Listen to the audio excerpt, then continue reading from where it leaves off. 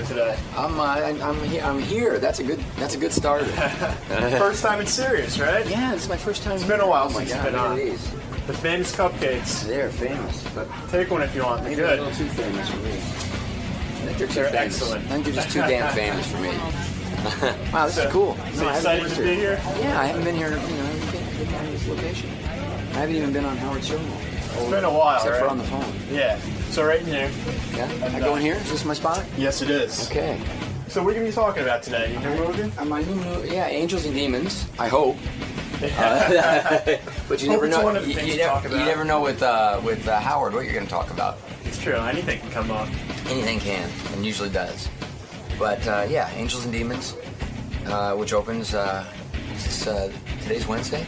Yes, it is. Friday. It opens Friday. So that'll be great. All right. So hang tight, and we'll see you in a little bit. You bet. You bet. Ron Howard is one of the most successful directors in America. He's probably the top. I don't know. Who are the top 5 directors? Let's ask Ron. Ron, are you the top 5 directors in America? I mean, if we're going to really think about it, I think you are, right? Well, who's better than you? There's some pretty good people out there making good movies all the time. I'm good. How are you? Nice to see you. Good, thanks. This is my spot? Yeah, take a seat anywhere you want. Great. Not too many strippers have sat there recently. You'll be fine. You're wearing jeans. It's fine. How are you? I'm good. I'm good. You nervous with this movie coming out? Angels and Demons? I'm kind of excited. You are? Well, the Da Vinci Code showed that there's a big audience for, Tom Hanks playing this kind of a character. By the way, I made a mistake. Da Vinci Code worldwide made $780 million. 760. And we were just trying to figure out what your take is on that. That's got to be 10%, right? So I'm really excited about the movie because... he's going to make another big payday. Do you get $76 million for that? I mean, I would think that would be fair, that you would get... I think it would be fair, too. You don't think... but they don't give you that? No, it doesn't. Because that's the gross. Right. But your deal is off the gross. And then there's... that's the gross what the theaters bring in. It's about, slightly less than half that is what the studios get. That's true, right. Which is probably why you were reducing it. Your business savvy was kicking in. That's why you cut it in half. Aren't you disgusted that the theater... Let's say you go off and you make a movie for 2 years and you're thinking about this thing and you could make a lot of you have to choose your movie. Right. The theater gets 50% of every dollar. Does that bother you at all? No. It doesn't? No, because they got to stay in business, and But don't the studios somehow own some of those theaters, and then they end up getting the double dip? There's always that, But right. And the fact is, the way it really works is there's like a ratio. So in the beginning, the first couple of weeks, the studios take a little more than the 50. It just kind of averages out to around 45 or 50%.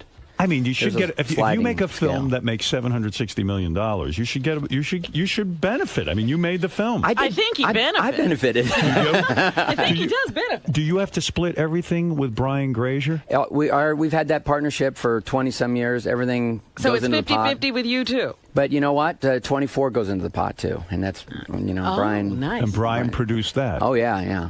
So anything he produces, show... you get half of? Huh? Anything he produces, you get half. Everything just goes into a pot. Wow. I see the name Imagine, which is your film company, your production company. I see your name on everything, Imagine. Right. I can't imagine how you guys can be that involved in all of these projects. What do? You farm them out to people? I mean, you can't be that involved in everything. Well, I mean, it's a company, so we have some great executives, right? Karen Kahila and others who who do great work, and executive producers and directors. Has Imagine had any failures that I don't know about? I mean, it seems like everything's a winner with you. Well, let's keep it like that. Are there failures? Of course, we have disappointments. What is your greatest disappointment? Who, as a director, maybe? Okay, what film did you make? I can't even think. What film did you make that didn't do well financially that you think should have been? Well, I made a Western. With The Missing, with Cate Blanchett and Tommy Lee Jones. I loved this movie. But we really couldn't get people to go see it. Is that right? That happens. The Missing? Yeah. It's your worst nightmare. You put in 2 years. I see everything, and I don't think I saw that. But I love the movie. I mean, so if you, Did it get good reviews? Mixed reviews, but it's real glowing. Some loved it. Some didn't like it much at all. I'm going to rent it. It's good. I will watch it. I personally am really proud of it. I missed that one. I really did. I mean, I see pretty much everything you do. Well, we talked about Frost Nixon. You could. Yeah, I love Frost Nixon. But are there any that were personal disappointments that you thought, all right, you go into every concept, of course, with great expectations, that you didn't like the final result, that you didn't... There's, there are always elements of everything that you wish you had another chance to do, and so forth. But I sort of quit talking about it because one time somebody said, "Well, what's your least favorite movie?" And I was talking, and it was a bunch of kids. It was high school students at a class, and I'm talking to them very frankly, very honestly, and I told them, and the look of disappointment because that was their favorite. So once I make them, it's not really up to me. It's people like the ones they like. You sit and watch these films ever? Do you ever go back and see them again? Yeah. I don't, unless I have to do a DVD 20th anniversary commentary, which I've been around long enough that that's starting to come up. Right, and also you were honored recently. I have the DVD. I haven't watched it yet. There was like a whole commemoration of your career and all the films you've made. Right? It was a whole. I didn't see that, but I know about it. Why wouldn't you go back and watch these films? Well, I'd be proud of them. I am proud of them. If I bump into them or something, and I watch a few scenes, but I saw them a lot. When we made them. But when you let's say you're laying in bed and you watch TV and Splash comes on or something. If I catch it in the middle, I'll watch a few scenes. You will. When I did we did a commentary for that a while back. I was really proud of it. I thought it worked great. We did a Parenthood one. Now there's going to be a new television series based on Parenthood. Oh, no kidding. Yeah. Ka-ching. Well, thank you. Wow. It's the same guy who created Friday Night Lights as a movie. I mean, as a television show for us. And he came to Brian and I and said, I want to do Parenthood, and I want to do this family. And we said, why don't you just invent your own family? He says, well, I love the structure of that family and those characters. And he wrote a fantastic script, and the pilot got picked up. I mean, if you're not one of the wealthiest guys in Hollywood, then who is? I mean, you've got to be tremendously successful financially. I'm thinking this through. I mean, I started a production company. I used to make these productions. You couldn't get paid. Right. But you're able to. But he manages, You're able to make a living out of it. I try to get paid as often as possible. But how many projects do you consider every year that don't get, not everything gets picked up. Not everything gets a go. Oh, no. I mean, for me as a director, I'm always developing 5 or 6 things, and I can only do a movie every 18 months. Right now, do you have 5 movies in mind that you want to make? Yeah. You do? Yeah. You mean that you're actively developing the script? But will the screenplays come together? Could you ever get the right casting? So it's one thing to have an idea that you're passionate about, but then it's another thing to get it to the next level where you think, we can really make a movie that's, going to mean something. Why have you avoided making a superhero film? You've gone out of your way not to do Spider-Man. You could have been directing. By the way, I know I said that in an interview a long time ago. I mean, this is not the recent iteration with Sam. Batman, Raimi. Spider-Man, and Harry Potter. Even you turned down. Yeah, well, I did. Yeah. Were you regretting any of that? No, because I didn't think look. I'm not a comic book guy. You're not. I did as a kid. I wasn't reading them. I'm not crazy. So in other words, you had a life to make those movies. Actually, we saw his life. I was working. I was a little busy working. We saw his life. I was obsessed with comic books as a kid, but then again, you as a kid, I mean, you were doing some cool stuff. You were on TV. I was on TV. But the thing is, if you're going to do those movies, you can't be cynical about them, and you can't manufacture them. Right. I think you got to love what you're doing, and that's and I've been fortunate. The movies that I make, the whole array of them, whether it's comedies or How the Grinch, fantasy like How the Grinch Stole Christmas, Angels and Demons. These are ideas that fascinate me. Did you see Spider-Man? Oh yeah. Did you like it? I liked it very much. And of course, my daughter Bryce was in the third one. And I want to ask you about Bryce in a second. But did you see Star Trek, the new one? Yeah. State of the art, right? Liked it very much. Yeah, me too. Yeah, J.J. Abrams did a fantastic job. But do you want to do something like that? I know you've done real space movies. Mm-hmm. But what about the fantasy movies? I would, fantasy, and I'm actually working on a couple of sci-fis. Yeah? Oh, you are? Yeah. That would be good. Yeah, it'd be fun. J.J. Abrams asked me how his movie was going to do Star Trek. I had seen it, and I said, you're going to make $79 million. And he said, if I get $79 million, I will give you a blowjob, he told me. And we haven't seen him since. Turns out he's a bullshitter. I can't get all of it. He's one of them Hollywood bullshitters. Empty promises. Are people in Hollywood bullshitters? I mean, really, Ron? Are they? I think when it comes to blowjobs, just pretty much all the time. You promised blowjobs and not giving them. Tease. But I'm waiting for it. And I don't. Since he's blowing me, I don't think that's gay.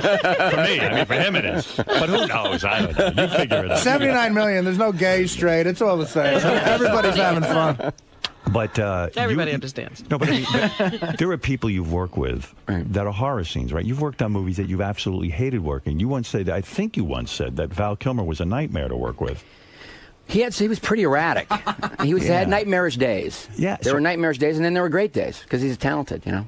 But you know, for an actor to dick around with you is so stupid, because here you are successful. You might use them in every single movie. That's right. You might make another movie. What kind of jackass? I'll tell you something. You off? I don't want to, Val Kilmer. Why later I worked with him again on something. But you did? Yeah. But the thing is, Val built a deck at Ron's house. and he's his carpenter.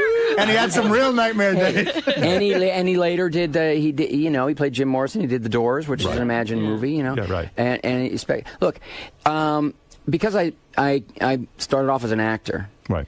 I understand. You understand these crackpots? I understand. It's a very emotional Aunt B was a real job. asshole. And that Barney, oh my God. There were moments. I'll be honest. There were moments. So, I'm sympathetic to all that. And at a certain point, if somebody's, making it difficult, I acknowledge that too and try to work through it. But I cast them for a reason, and it's because I want what they can do when the cameras are rolling. And it doesn't matter much, but how Tom I feel Hanks about doesn't give you any trouble. Oh well, Hanks is kind of a so dream. easy. You see, I might use him in my film. Tom is unbelievable, and he's Great got actor. complete integrity about what he does. He shows up on the set. He knows his lines. More than that, I mean, it's first of all, it starts with a script, not in some sort of bullying superstar way. He's a great writer himself. He contributes, and he leads by example. Like if you're working out there, we were working in Rome. We were working in Rome. In front How of the long Pantheon. do you spend on Angels and Demons? I'm not talking about developing. I mean, how long do you spend shooting this thing? I guess about 4 months. 4 months. 80-some shooting days. Okay. And so we were filming high pressure in Rome. Right. We started the movie in Rome. Right. And we only had limited amount because it's the summertime. It's tourist season. They probably the Vatican is not thrilled we're there anyway. Vatican doesn't like you. They feel you're anti-Catholic. Right. So why though? I don't get it. You never read the books. Yeah, but why is Ron anti-Catholic? Because he's making the movies. apparently that's. If you give the Vatican $10 million, they'll look the other way. Where were you when I was trying to figure this movie out? In Jersey. He was in jail. That's right. You'd have to bail him out to get his I had to advice. bribe a priest. Why? Sir, explain it to the controversy to me with this movie. Why are well, it's turning out to be not so controversial now that some members of the church have actually started seeing it. We actually got a review from a Catholic publication that said, "Hey, it's fun. It's smart and it does no damage to the church." Two nuns. I don't know. It's I don't know, the Ebert and Roper of Catholic League or something. I don't know. Reviewed it, and they said it was really great. They really enjoyed it. And they weren't threatened by it. I don't know if you heard, but they've been defrocked. They had one criticism for me, about just the way I shot one of the action scenes. So everybody's a critic. The right? action scene. The nuns were like, the car chase wasn't believable. We had to hold it back for PG-13, and so they didn't like that. So you're excited about this, but nervous. And is there a competition in the family? Your daughter is starring in Terminator. Well, it doesn't come out for another week. All right, so you're not the same weekend. No, not the same weekend. No, but are you rooting for her? Of course, you are. Of course. But is there a competition in a sense? You think he would want to demolish his daughter's film? Yes, it's Hollywood. I mean, let me ask you something. This is a tough question. This is very Sophie's choice. Okay. If you could wish that your film makes over $100 million, right, and is a huge success, right, but that would mean your daughter's film has to bomb. Wow. What would you take? Or yours has to bomb, and her film is great. Who would you choose? You got me. Be honest. I wasn't expecting it. What time is it? You want your film to succeed over hers. Of course. Well, I have a profit participation, and she doesn't. So in the global scheme of things, it's good for the family. Are you surprised your daughter's career is doing so well? She worked so hard at it, and could could have been great as a kid, but I never would let her. And I have another daughter who's just left NYU, Paige, who had a cool part in Tisch. Adventure. She went to Tisch? Yeah. Why wouldn't you let your daughter act when she was a kid? Well, what's wrong with that? It's real. You know what? I was lucky. My dad was is still. Matter of fact, he's in Angels and Demons. He plays one of the Cardinals in Angels and Demons. It's very cool. He really was, because he's a freelance actor. He had a lot of time. Two things: he had free time when he wasn't working, and B, he really knew the ropes. And he was a great supervisor to have around the set. He was a great safety net. And Cheryl and I were not feeling like we were willing to dedicate that kind of time. Plus, look, the whole, following in the footsteps of Dad, who happened to have been in two, iconographic shows that were, with Opie and Richie and all that. Very hard for a kid to shouldn't have to compete with that. I agree. And last but not least, most kids don't really make the transition from childhood into adult. So if you're really serious about it as a lifetime, a beaver, you want to start go to school, immerse yourself in it, and then make a career out of it as an adult. Yeah. Well, do you think that you're angry with your father for putting you in the business at a young age? I'm so grateful. You are grateful beyond words, but because it worked out. I love it. He was running around shooting movies at home. But hold on anyway. a second. I always wait loved a it. second. Right. All right. Dr. Stern. Let me lie down here. Go lay down. I don't believe what you're saying. I think he's saying that publicly. Okay. What do you think he's doing at home? I think at home he's on a psychiatrist couch and saying, my father, instead of being a father and protecting me, put me in that horrible business. That's what I think. It worked out so well for me. You are so turned off to parents who put their kids in acting. You probably don't even like when you have to work with kids on the set and you see these yentas who put their kids in these movies. Some are great and some aren't. Some are great and some aren't. But I tell you what, it's a lot of work, and you better be responsible about it. And here's what my dad did that was great, and my mom. I never felt that. But why did they need career. to do it? Why did they need to put you in TV and Andy Griffith? Did they need it for their ego? Did they want you to support How did it happen? the family? Did somebody see you, or did they actually send you out on auditions? The way it happened was I started working really young. And like at 4, when we were living in New York. So they took you to places. Yeah. See? And the way it really started was that my dad was directing summer stock, and I started picking up on the dialogue that the actors were doing because they had no babysitter, and I was hanging around watching. Everybody thought that was adorable, and so I was doing these scenes, and my dad and I would do these scenes for friends, whatever, coming around, and I was pretty good. Isn't it a miracle that your life ended up not like, Leave It to Beaver's life or it's a kind of a miracle. Eddie Munster. I mean, you really made the transition beautifully. They point to two people, him and Jodie Foster, the two that sort of made it. Do you get together with Jodie Foster and say, look how lucky we are? We haven't done that. Like but, a group? The group of successful child actors? Kurt Russell was a pretty successful child actor, too, who I've worked there with. Are a few. But it's and look, here's the thing. I always loved it. So where I think kids run into trouble is two ways. One, they don't really learn how to act very well. My dad was an excellent teacher. I was around good people. The environment was good. It was very constructive. I was actually learning how to do something. Right. Not just be like a trained animal. Not a cute. Now, smile, or now in other words, fake Ron, tear. the kids rely on their cuteness more than the actual acting. You not always really treated learning it how to be in a scene or as a craft. And so that was and that was a huge advantage. And the other thing is that I had no ambivalence about it. So most people go through that adolescent period where the work slows down. That happened to me too, and that's just reason enough to be discouraged.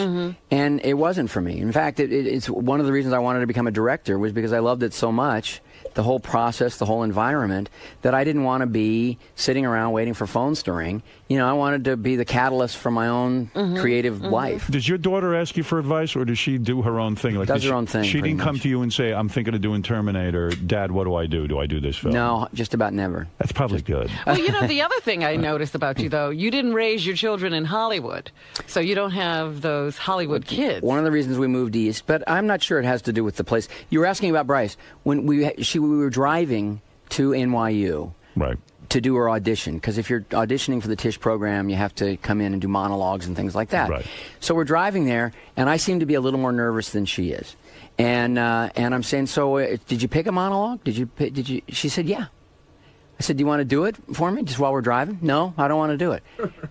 well, why don't you just do it? Just run through it. You don't want to just go into the room cold. You want to just run through it. No, I'm not going to do it, Dad. Well, I'd really like to hear it. No, I got it.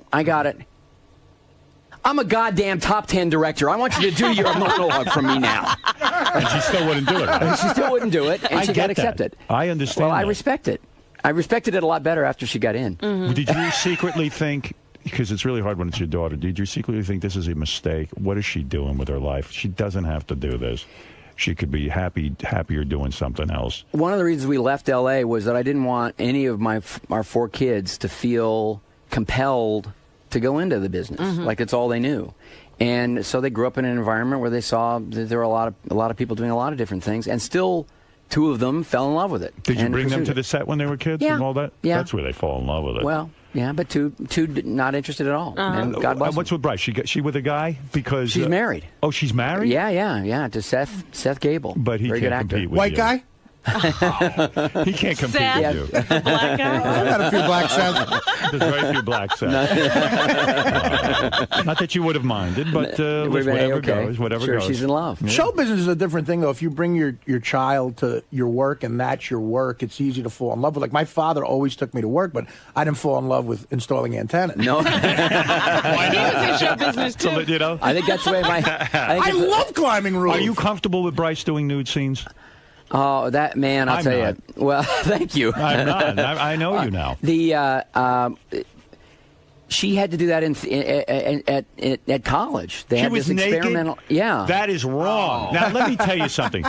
My daughter is a graduate of Tisch, Right. and I'll tell you something.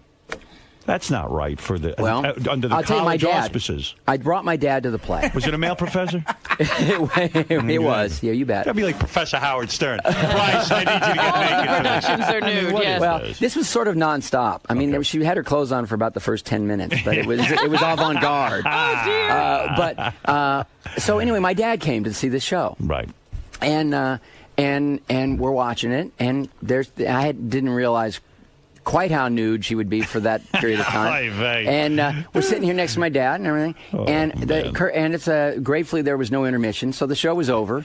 And I turned to him and he said, you know what? That's courageous, and as an actor, she'll never have to be afraid again. And I thought that was the coolest thing for a 70-something-year-old guy to say about it. Yeah. You know, I'm sitting here thinking they make such a big deal about these Barrymores, but you're building like a little bit of a dynasty with the Howards. It's not. It's not intentional, but it seems. Well, look, he left the farm. He by the way, he didn't like farming any more than he liked antennas. That's right. But you know, watching your daughter nude in a play, to me, the only thing more awkward, and I've done this, would be being at a bachelor party and watching the groom get a blowjob next to the father of the bride. Oh yeah. Yeah, that might be more awkward. Yeah. Well, there were moments where you're, like things are a little tense. There was like a little bit of fake stage violence there with a guy kind of dominating her, her and stuff. And it was, I had an impulse to like Beat the shit out of charge the stage, Yes. tackle that son of a bitch. I would imagine it'd be very hard for a kid to have a father like Ron Howard. Sure. And then you want to go into acting. I mean, I would just think it's crazy. And then, you think about all the people in your life, too, who you must feel the ugly green jealousy on your back when you think Chachi's probably staring at you. I don't know that. Potsy. Well, in Chachi's reality show, did you see that part of? I don't know if Ron ever saw Scott Bale's reality show. Scott I never Bale did. No, I heard I about can't it. believe you're not obsessed with seeing that. Ron's brother, Clint Howard, is in a scene. They see each other. Right. And Scott goes to Clint Howard, and this had to be awkward for your brother, but Scott says to him, I've been trying to get in one of your brother's movies for years. Oh, no. I mean, that is like, what does Clint say to that? All right, let me make a call. When you are casting a new movie, do you hear from these characters, this leech, all these guys, they want to leech onto you? No. Andy Griffith. Andy Griffith, major pain in the ass. No one in Hollywood is a major pain. There's no way Donnie Most or Anson Williams has your number. I talk to those guys all the time. That's good. That's good. Yeah. You really do? Oh yeah. I believe it. He's clearly like. We stay Ron, close. how are you going to get rid of these guys? I mean, It would be in the tabloids if you didn't take their calls. I yeah. know. You know what, Ron? I'll tell you how I got rid of my buddies Anthony and Vinny. You know where Ron talks to them? In court. He's got a restraining order. I'll see you guys next month when I renew this. What do you mean? I mean, they're friends. They're great friends. You're still friends with Mel Gibson? Is it hard to maintain a friendship with him after he goes through a controversy? I haven't talked to him in ages, but he's kind of dropped him. He's. I knew it. I really, he's kind of he's kind of not around L.A. He's not around New York, and but he's ruined himself. He had a perfect. Oh, I don't think so. He had a perfect. Come on. Well, let's stop the Hollywood bullshit. The guy. The next time he stars in a movie, people are going to want to see him because he's a good actor. He's a charismatic guy. He's a great director. Miss California. Are you really going to listen to what he has to say about people and religion? Forget that. I'm just saying that he had everything going for him. Sure. Great director. I love his films. Yeah. And all he had to do was keep his mouth shut. And then the Jew incident. Yeah. Yeah, but Ron, now he's dumped the wife. He's Mr. Catholic. He's dumped the wife. Right. And he's running around has a person holding a sign up of his new girlfriend's name when he's so they get the spelling right. He was the first guy, if he were on the show, to say, he wrestles with demons all the time. He's Mr. I know it's true. He's Mr. Catholic. Yeah. That would be like Mr. Met dating a chick. You are squeaky clean. You got to be one of the smartest guys in Hollywood. You don't screw around. Right. We never get to hear these chicks you're banging. Right. You keep it on the QT. How do you do that? How do you keep it so quiet? How do you have sex with these actresses and it never ever comes out in the press? Keep it so What I want to know Talk from Ron about is that for a second, and then we'll get back to Angels and Demons. and how do you get heroin secretly? Yeah, how do you score heroin and no one knows? By the way, Angels and Demons is opening this Friday in theaters everywhere. That's why Ron's here. He's not here for. He doesn't like our fooling around. He's not here because he likes talking about the Tisch School with Howard. That's a good school. But Angels and Demons is really good, too. Angels and you're saying it's a good movie. That's why you ask at the beginning, am I nervous? And I'm more excited because it's a real audience movie. It's a thriller. The first Da Vinci Code, the impetus for making it was this almost philosophical, theological challenge to the church, And it was, by the way, we tried to make it a mystery and a thriller, and that's the way the book was. This is really start to finish, mystery thriller. Has much more action. It's one of the reasons I've never done a sequel, but I felt like as a director, it was a whole different kind of movie to make in a lot of ways, and audiences from our screenings and so forth really, really liking it, and so that's why, of course, I'm nervous. Of course you do. You got Brian Grazer breathing on his neck. What's the take? What are we getting out of this thing? But Speaking I of sequels, to show it to audiences because I think people are going to get a big kick out of it. Speaking of sequels, were you ever offered Apollo 14? Yes, he was. The end of the first Da Vinci Code. I love the Da Vinci Code, the movie, by the way. Thank you. I didn't read the book, and I got it. At the end, you sort of allude to the fact that young girl is the descendant of Christ. Yeah. Now, so does it pick up right from there? No, it's a separate adventure. In fact, this book was I actually don't need written to see before. the Da Vinci Code in order to see Angels of Demons. No, good. But I think it definitely benefited us to make it a follow-up, even though the Angels and Demons as a novel was actually published first. But it's a more intense story. It's more violent. And I think the fact that Langdon's already been through the one adventure and now is kind of going deeper into this world of, here's all that can happen surrounding these sort of mysteries. In light of Star Trek's success, are you sorry you didn't put Kirk or Leonard Nimoy in the movie? Yeah, because Leonard Nimoy actually seems to be the one you need to get. Out of nowhere, Spock shows up. To me, I would do that if I was a director. I would just throw these guys in it just for the hell of it. What do you want, Gary? I got a question, man. Go ahead. Really? Yeah, You're going to interrupt my fantastic interview with a potentially disastrous question? By the way, didn't Tom Hanks... Did you know what happened to Gary? He threw out the first pitch at Citi Field. Do you know about this? No. Oh, you got to put this in a movie. Really? This is your next film. We're not going to show this to every A-lister, are we? No. Listen to me. Didn't Tom Hanks throw out a first pitch and you caught it, but it was a disaster? I couldn't catch it. It was so far askew from what it should be. By the way, we were warming up. We even warmed up in the bullpen. Right. And I thought, Tom, man, he's got some heat, and he's a pretty big guy, and he was bringing it, and just lobbing him in, but it was head zing. But we got in there, 50,000 fans. Yeah, I'm aware. And their number one player stepped into the box. So now he's got a guy here that he doesn't want to hit because the guy's a superstar and Japanese, and that would be very impolite in Japan. Right. My brother Clint said, he should have screwed that. He should have brushed him back. Yeah, a little chin music. Should have put one right between the 4 and the 7. This was in Tokyo. Yeah, it was in Tokyo. Right. And so Tom, very good athlete, threw it 8 feet wide and in the dirt. I made a nice lunge, which I can verify because I had dirt on my pants. I really tried. Right. And I went to the backstop. And How come we never see that? Yeah, I don't know. Mine was on Kimmel last night. That's how bad it was. Well, here really? it is. Take a look. There you go. There's Gary at the now. He completely misses the catcher and it goes, it hits the umpire. Gary, Yeah. you did way worse. Yeah. Worse than Tom Hanks. If I could say, because he wasn't girlish when he threw Yes, it. I know. That's the point. You gotta just whip it. You gotta whip it. It didn't lob up and over to the right. I got it. You know, Gary, but- you're such pain in your face. I know. Ron Howard thinks how girlish you throw. Unbelievable. Can I ask Ron the question I came in to ask him? Oh, the question is now changed. No. It's something hateful. I heard that when you were making the Grinch that Jim Carrey was complaining about the outfit. Yeah. And somebody said that you put the full outfit on one day. It came in to show him that it wasn't so bad. Well, it wasn't that. I'd always told him that out of sympathy, someday I'll wear it. Because he would say, man, this is brutal. But, by the way, to Jim's credit, I got to say, early on, I said, should we adjust it? Should we simplify this thing? Because, you know, I don't want this to be a nightmare. And he said, no, this is the look. This is what we got to go for. So he toughed it out, but he was miserable. And so one day, as a surprise, just to kind of boost him at about the halfway point when things were getting pretty low, I showed up in the outfit.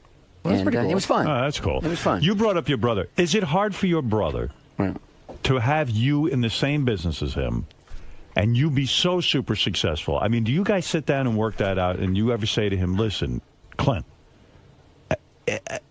this has got to be awkward. Right. Because I'm so goddamn successful. There's not too many people who are so successful like you. He has a theory. Go ahead. We're very close. Right. Really close. I love working with him. He live near you? Do you guys that close? He lives in the house. No. In the house? No. I didn't know that. No, he lives near my. He lives in L.A. still. Right. He's in the Cato His wife's Kalin in LA. trap. But he's got a great life. Right. And he loves what he's doing. And he looks at the way I work, and he says, "I don't want to work like you." Right. And Are you a workaholic? Probably. So I don't he's know. lazy on top of it. Oh Jesus! Is that what you're saying? He's got a great you- life. I you sort are- of wish I had his peace of mind in a lot of Do ways. you get to see your wife every night? Or are you one of these Pretty guys much, yeah. who casts his wife aside and doesn't really Do you know your wife anymore? She's not cast decidable. She is not. No, she's fantastic. Well, look, we met in high school. We're going to be. What year is this? That's it. It'll be 34 years this You are, June. Wow. Congratulations. I mean, Thank that you. is a major success story. And you still enjoy banging her and you still enjoy the sex, right? I think on the phone last time, Yeah, I we said, got into this a little. I said that I was having sex while I was doing the interview. That's a pro. That is a pro. Well, it was actually that was a joke. Actually, Your wife must be a spectacular person. She's a great person. She can hold your attention. I mean, you work with these beautiful actresses. I mean, Well, it's one after another. she's you know you could be getting laid 99% of the time. she's it wouldn't be the same. And she's fantastic. The lovemaking is still as good. And that's great. Well, I mean, yeah. And she still gets as excited over you. Or she's a better actress than we all. He's got to have willpower. Like, Ron is the kind of powerful guy to where it's like, I remember talking to Norm about this. If you're going to Norm send Macdonald. Norm Macdonald, right. if you're going to send a Show woman business out, expert. if you're going to send a woman out to Hollywood, Yes. who's a friend of yours, the best advice to give him is, look, if you're going to be a whore, be a smart whore. Right. Like, if you go on a movie set, know who to fuck. Don't fuck one of the actors. Don't fuck a writer ever. Right. Ron's the guy you fuck. Like, Ron is the guy you Do approach and actresses fuck. throw themselves at you? I mean, you're a handsome guy. I mean, you're a nice looking guy. No, in fact, I think I get along really well with all the actresses because they're just, they. Do you fantasize about them at all? I mean, it would be natural to fantasize. They say directors fall in love with their leading Right. ladies. I mean, they have to a certain degree. Yeah. So is it discipline, or is it just that your marriage really is that great? My marriage really is that great, and I also I wouldn't want to blow it. I wouldn't want to. You wouldn't want to give up what you have. I wouldn't want to give up what I have for a second. And Prenuptial agreement? Not back then. I mean. no. Where'd you meet her? Was it High school. High school. John Burroughs High School. No kidding. Yeah, Miss McBride's English class. Did you get laid a lot during the Happy Days years, or was it just strictly We your were wife? already together. This is unbelievable. He's going to get very upset now. So you really Howard's were, gonna you get weren't upset? Fonzie. Yes, because you didn't take advantage of all your fame. I mean, do you fantasize about what it could have been like if you hadn't got? I mean, the endless course. parade. It must be amazing. Who was getting laid on that My set? Tom fantasy- Bosley? Really- Sometimes I fantasize I'm you and what I could have had. You know what I don't get about Ron, though? What? Why lead such a wonderful, because I'm a Roman Catholic. Right. Why lead such a wonderful, sinless life and then make these movies and go to hell? To blow it on a movie. Now listen, the movie is called Angels and Demons. Right. You know that Ron's a good director, so you should just go based on that. I mean, has he ever let you down? A Beautiful Mind. A Beautiful Mind. Best movies ever. Thank you. Yeah, that's unbelievable. that's some movie. What's Yeah. with that maniac, Russell Crowe? What's he up to? He wasn't throwing phones. He's doing on that Robin Hood set. right now. Is he doing with Robin Ridley Hood? Scott for our company, for Imagine. Brian's producing. No kidding. Yeah, he looks fantastic. It's so cool. I mean, it's like the Gladiator version of Robin Hood, because with Ridley Scott, you know, they're not making it whimsical, or, you know, it's tough out there. I would go You know? see that. It's really a They're good actually script. acting like there were no Oh, man. conveniences back then. It's a really good script. And his accent's kidding. better than Costner's? Oh, yeah, it's fantastic. I'm telling you, it's going to be great. I would hope. Have you ever had the experience, though, of working with an actor who had a difficulty, a real problem, and you really had to work with them, or, I mean, you know, either a substance abuse problem, or, you know. No, I've never had that. Never had that. I mean, I've had people probably who did, but they were functional while I was Oh, dealing really? with them, you know. So Yeah, I'm so- functional. Are you good? He works. First of all, he's working with gets the good top, the people. creme de la creme. He doesn't have to work with these crappy guys. Sometimes, you know, I mean, even a Robert Downey Jr. has had his problems. Yeah, but he's so Yeah, no, I've great. never had anybody who, you know, seemed to be losing it in that way. Or maybe this maybe point- a couple of like secondary characters where Yeah. you sort of knew. Do you know, that- think at this point you could put out a movie with an unknown actor? Because most of your movies, you have a guy like Tom Hanks, Right. or you have Russell Crowe, because they're bankable. In other words, you know that if they're in the movie, you got better shot at getting an audience in there. Would you ever go back to taking a chance with somebody who doesn't have any kind of? Well, yes, I would. And you know, and with you talked about Frost Nixon. I was really ultimately went with Michael Sheen and Frank Langella, who are known, Right, You but know, they're not big unknown. box office not guys. big box office guys, and that was the right thing to do, and it got the Academy Award nomination. I was disappointed in Frost Nixon just because I thought it was going to be about Otis Nixon, the guy in the Braves, the leadoff hitter. Oh yeah.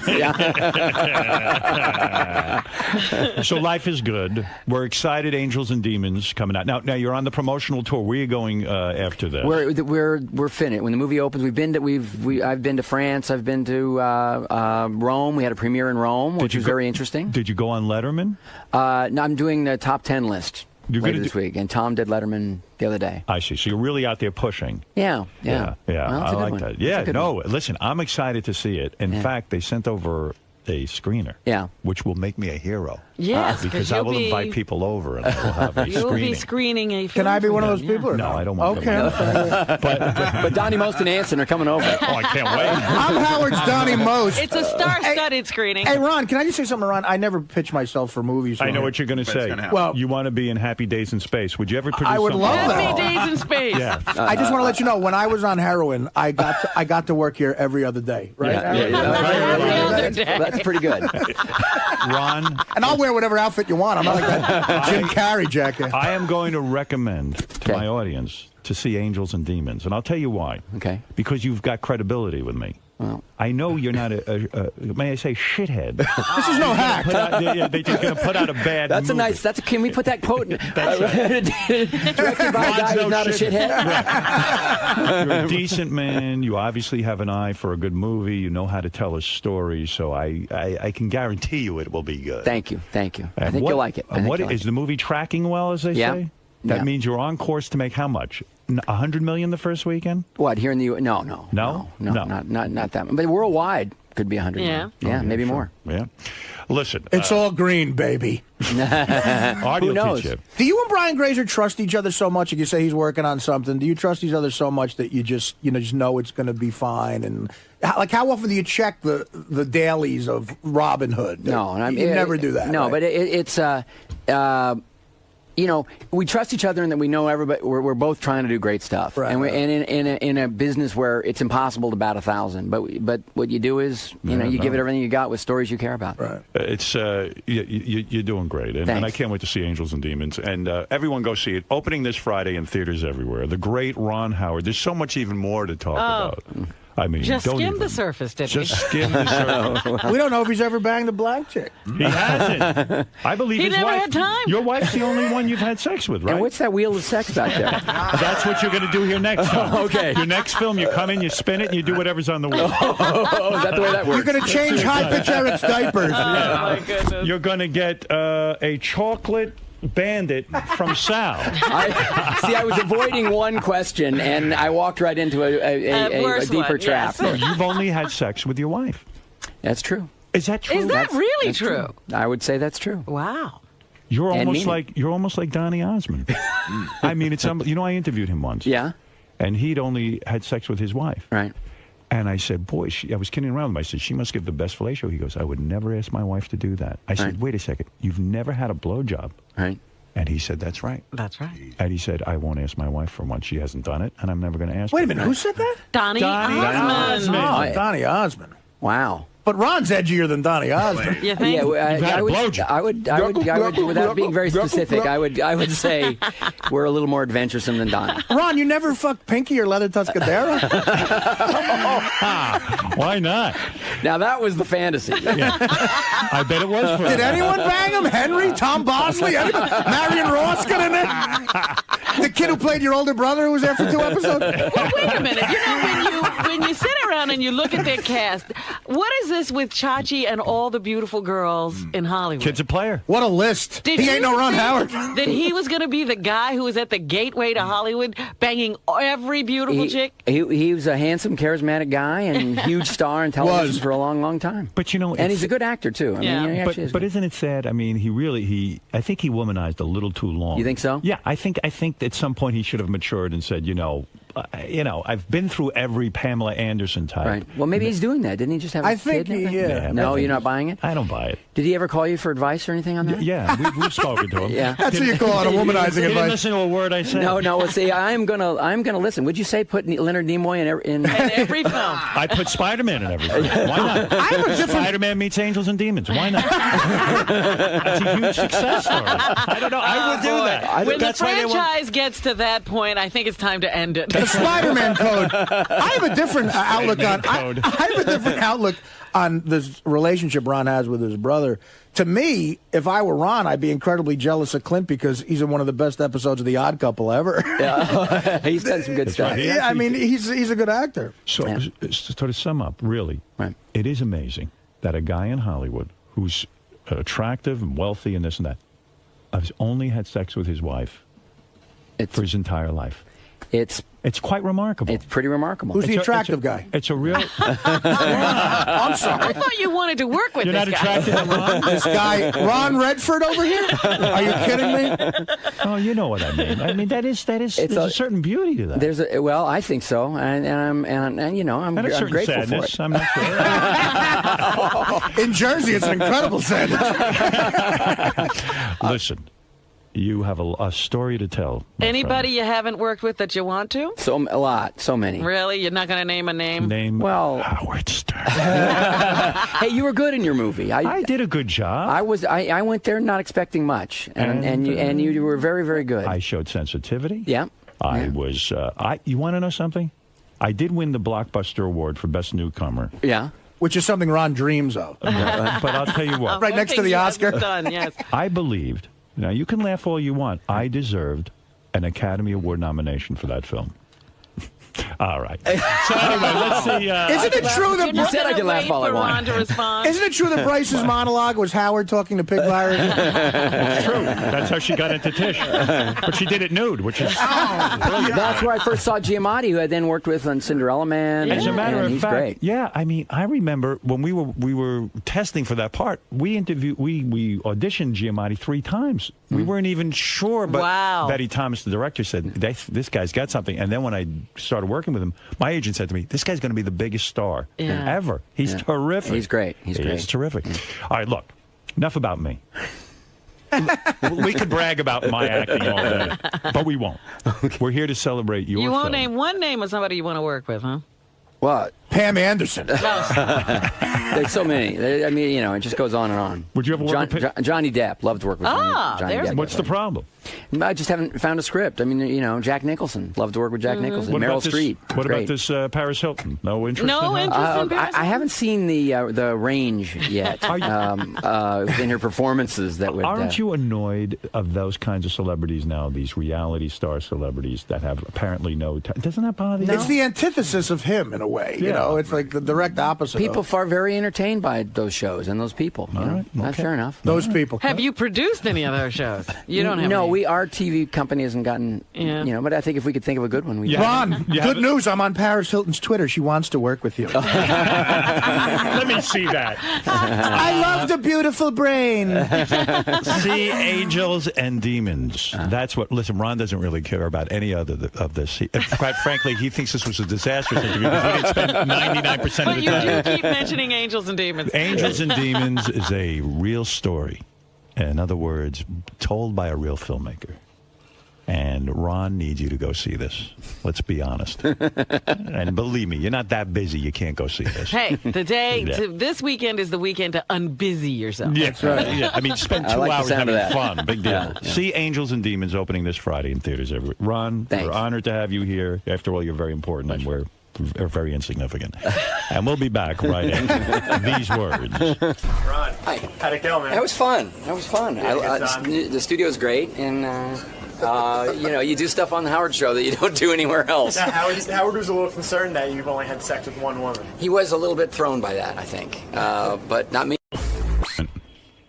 Remember I told Tim the other day that sometimes he could stare at me during the commercials and distract me, and Gary and I have like 3 seconds to talk during the commercials because I have to read live commercials, and then we try to prepare some stuff, and he plays me tapes and things. Mm-hmm. So I'm sitting here, and I'm waiting for Gary, and Tim comes over, and he goes, award-winning American Idol spot. What? Well, that's what I said, what? Because I'm sitting here going like, okay, I've got my 5 seconds to prepare for the next segment. It goes down that fast. That's why I'm always vomiting when I come back. I'm trying to eat. I'm trying to fucking listen to stuff. And all of a sudden, Tim goes, award-winning. I wrote it down because I wanted your interpretation. If Tim was standing next to you after the hour we just did, and he said to you, award-winning American Idol spot. He goes, award-winning American Idol spot. What would you think that meant? Well, I just went through the whole thing in my head after you said it. First, I would think, is he saying that he liked the show last night? Or is he saying that, I now realize he's giving you a pep talk during the show. He's telling you just did a great segment. Yeah, I don't know. Scott DePace has a completely different interpretation. Scott, give it to him. Well, I'll give you my interpretation. I thought he was saying, oh, you did a spot, like a commercial spot for American Idol. Well, don't tell us yet, Tim, because we want to interpret it. Yeah, Wait, everybody stay there. put their... That's what I thought. I thought the spot was...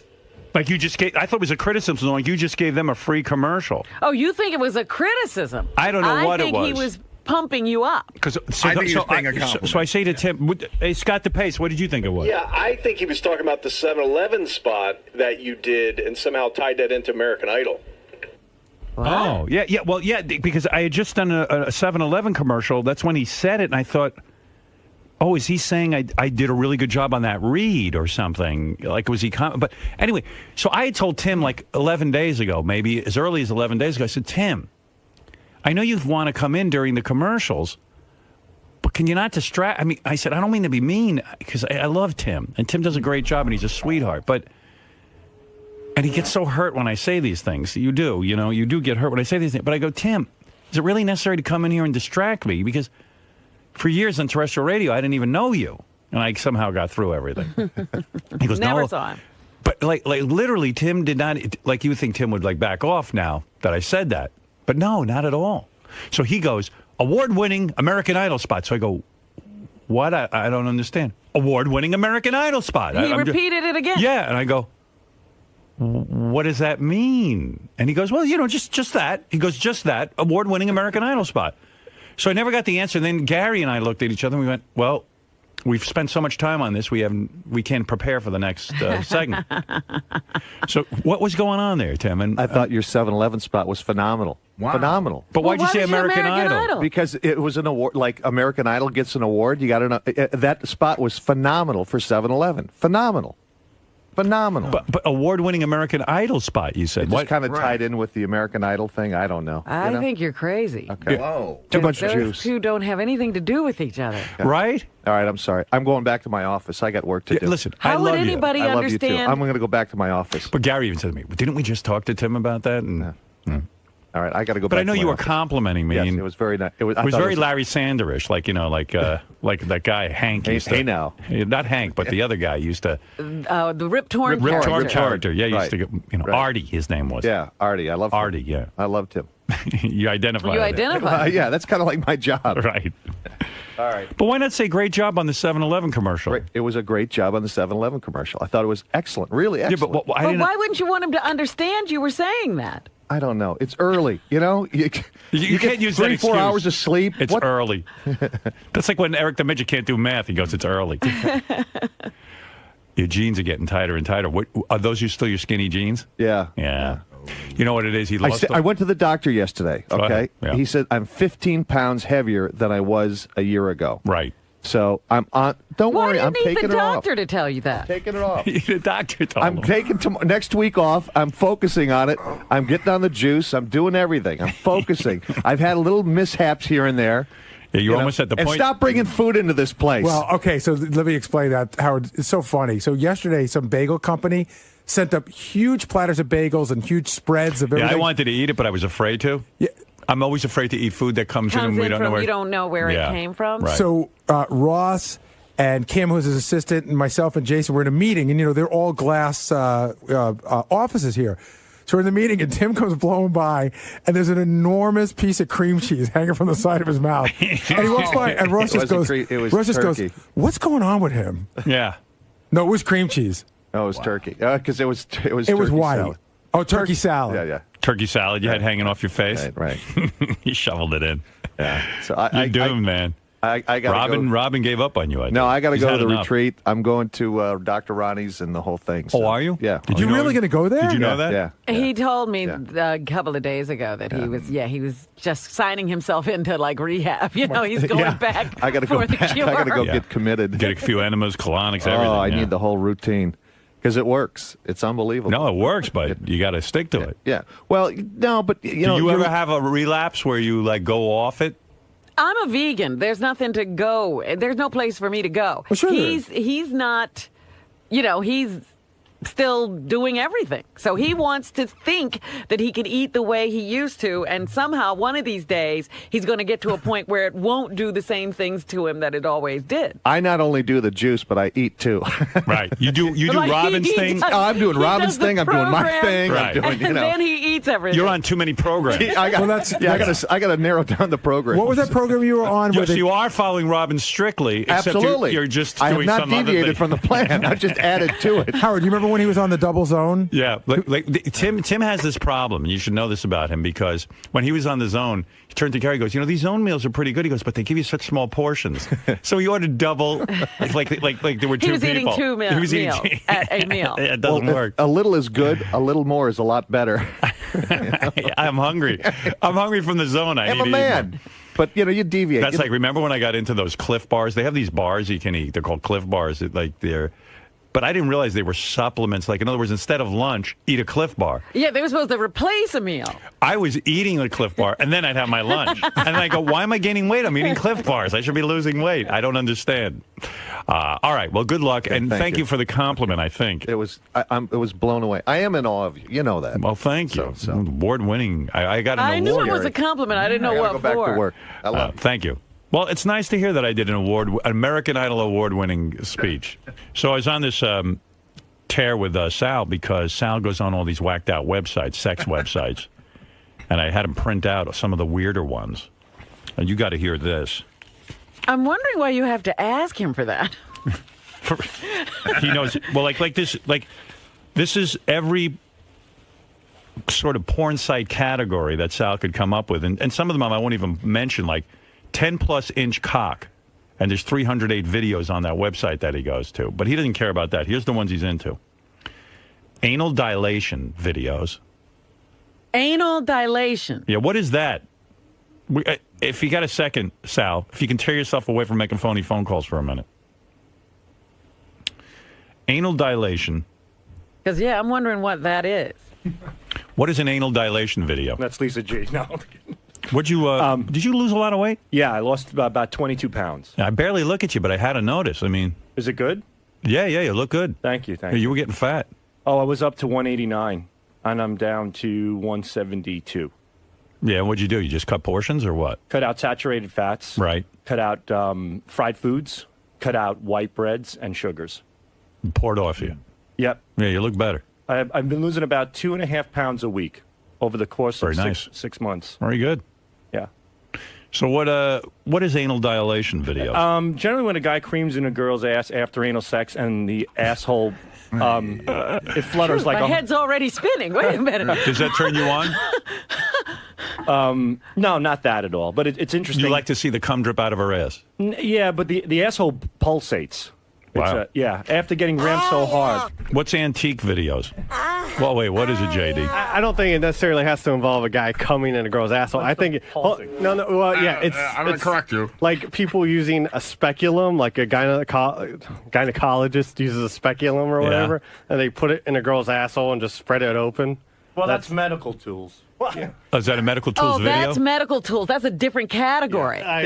Anybody beating off? I mean, I thank God that I wasn't born with this fetish thing because I just would hate to have to beat off to women with medical tools. And I'm so glad that I'm like kind of normal. Like, I mean, that I just could beat off from watching a guy. It almost seems like until the internet, these people couldn't do anything. Well, the last guy who used medical tools is now in jail. Is that right? Yeah. He was on the show. Max Hardcore. He's in jail? He's but in not jail. for using medical tools. No, for distributing pee porn domestically, which you can't do. Oh, you can't. So what about anal dilation? Can you distribute that domestically? I think so. But anybody peeing on someone is against the law? Domestic sales domestically for pee porn is against the law. Wow. That's you know what? I feel bad for the guy. Are you as frightened as me that Sal knows the laws about pee porn? Look at what he's an expert in. But You've I feel been bad. quizzing him on the wrong things. I feel bad for a guy going to jail because he sold videos of people peeing on each other. That seems kind of Talibanish, doesn't it? Well, it's also kind of sketchy, like you said. It's okay to do the dilation, but not to pee. Why is that? Yeah, I don't get it. Max Hardcore would take a medical vice. He would pry open a girl's asshole and keep it clamped open with this medical vice. Yeah. Then he would pee in the girl's asshole and fill it up like a cup. Oh my God! Then maybe he should be in jail. Then he took a hose from her asshole, the cup of piss up in her asshole, and put it in her mouth and had her suck his pee out of her asshole. Wow. And believe me, I did not like that. It's interesting. Right. But, I think you do like it because you like when a woman's humiliated. I don't like humiliation. I like a woman submitting herself to be humiliated. No, you like humiliation. But these women were submitting to having the dilation and the peeing and everything. Yeah, he likes that. She cashed the check. Can I just repeat that sentence? I don't like humiliation. I like women submitting to being humiliated. That's the same thing. No, a woman was saying, I want you to humiliate me. It has to be consensual. Well, yeah, but you like a woman, but you're attracted or turned on by a woman being humiliated. Fake or not? Not personally humiliated, consensually humiliated. But Sal, forget that distinction. You're so silly. You like watching a video of a woman being humiliated, whether it's consensual or not. If you walk in the middle of the movie, you're not going to know what the consent situation was. We assume she's, but that turns you on to see a woman submitting. Submitting, yes, because humiliation. Submitting, that's the key word. Right. Submitting. I don't like women getting hurt. I don't like S&M videos with nipple clamps and pins at people's asses. And there's videos out there where women getting their vaginas sewed shut. I mean, I can't get that. I can't fathom that. Even me. Amazing. You've seen so much. Too much. Let's see. What do you think? Because they always say this makes you, it desensitizes you. Yeah. Well, yeah. You're looking at desensitized. That's my problem. I feel like a gynecologist. As a kid, I always thought like a gynecologist had the greatest job because you see a lot of pussy. Right. But now I watch these videos, I get nothing. What's an ant video? A-U-N-T. Just ants, ant fetishes. Like guys There's fucking ant their ant. fetishes? Does that turn you on? Because you watched your aunt take a shit. And that turned By you on. accident, I was waiting for my cousin. My aunt unfortunately came in, and that was a little. Just so we get that straight, that's when you drilled the hole in the bathroom. No, it so was that you one could see your cousin going to the bathroom. You wanted to see her naked. It was a towel closet, and it had louvers on the door, which Yeah. you can't see in, but you can see out. Right, and you were hiding. I was hiding. And then your aunt accidentally walked in and took a shit. Yeah, that was rough. Hey, and you saw her naked. Yeah. Did you beat off? No, I got a little fucked up in the head from it, though. I mean, it was pretty. You beat off, didn't you? Tell the truth. Not to that one. And you may want to hear that I beat off. No, but, I don't. I want to know the truth. You didn't. I got a beat little off. aroused, I guess. Nothing like your aunt taking a shit to get you off. All right, what is ball kicking video? Oh, that I could. I know. Can figure that out. Self-explanatory. What are ballerina videos? Just girls dressed up as ballerinas. They bring them in, dress them up as ballerinas, and then they fuck them. And that's a fetish. Yeah, I guess apparently. What's a banana video? Fucking with bananas. There was one video where a guy, I couldn't believe it. He took a whole banana, not even out of the peel. He put it in the girl's mouth. Then he stuck his dick in the girl's mouth, and the banana went down her throat. And he's holding on to the back of her head. Her face gets as red as a radish. Right, it's ready to burst. She kicks up her legs. He shoots back, and the banana shoots across the room out of her mouth.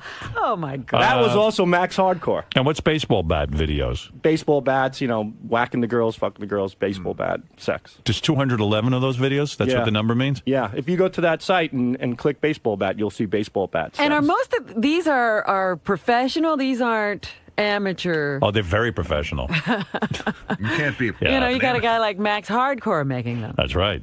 What's a bear video? Just bears are just like big burly guys. They're also referred to as bears in gay videos, like a big hairy. Yeah, right. And it's a hairy guy fucking a girl. Yeah. All right. Beer videos. Pouring beer in girls' vaginas and assholes and sucking them out. All right. But bicycle video. Bicycle? I'm not even familiar with bicycle videos. I know that's one of the highlights on there, but I guess getting fucked on a bike. Braces. Is that a chicken? Yeah, lots of brace videos. There's a certain websites just dedicated to braces where guys just ejaculate on girls' braces. Oh. Pretty crazy. On their braces on their teeth. On their teeth, yeah. They make the girls pull their mouths back so they look like the Joker, and then they come on their teeth. You've seen those. Yeah, Yes. and that I don't like because anything related to something young turns me off. I like old. I don't like young. Sure. Cat suit. Cat suit. Yeah, self-explanatory. Girls dressed up as cats. Self-explanatory. CBT, cock ball torture. Yeah, well, they tie up the balls with ropes and pins and needles and You stuff. like that? Nah. Look at this. Champagne videos, cigarette videos, clamp torture, clothed pissing. This where people... Clothed pissing is very popular where, for some reason, a lot of men like to watch the women in clothing getting peed on versus being naked. Really? And they'll put these scenarios together, like, let's say, like a receptionist comes into the office to talk to the boss. Yeah. And then he'll just push her down and start peeing all over her nice, office outfit. And that's a big, big fetish, clothed. You like that.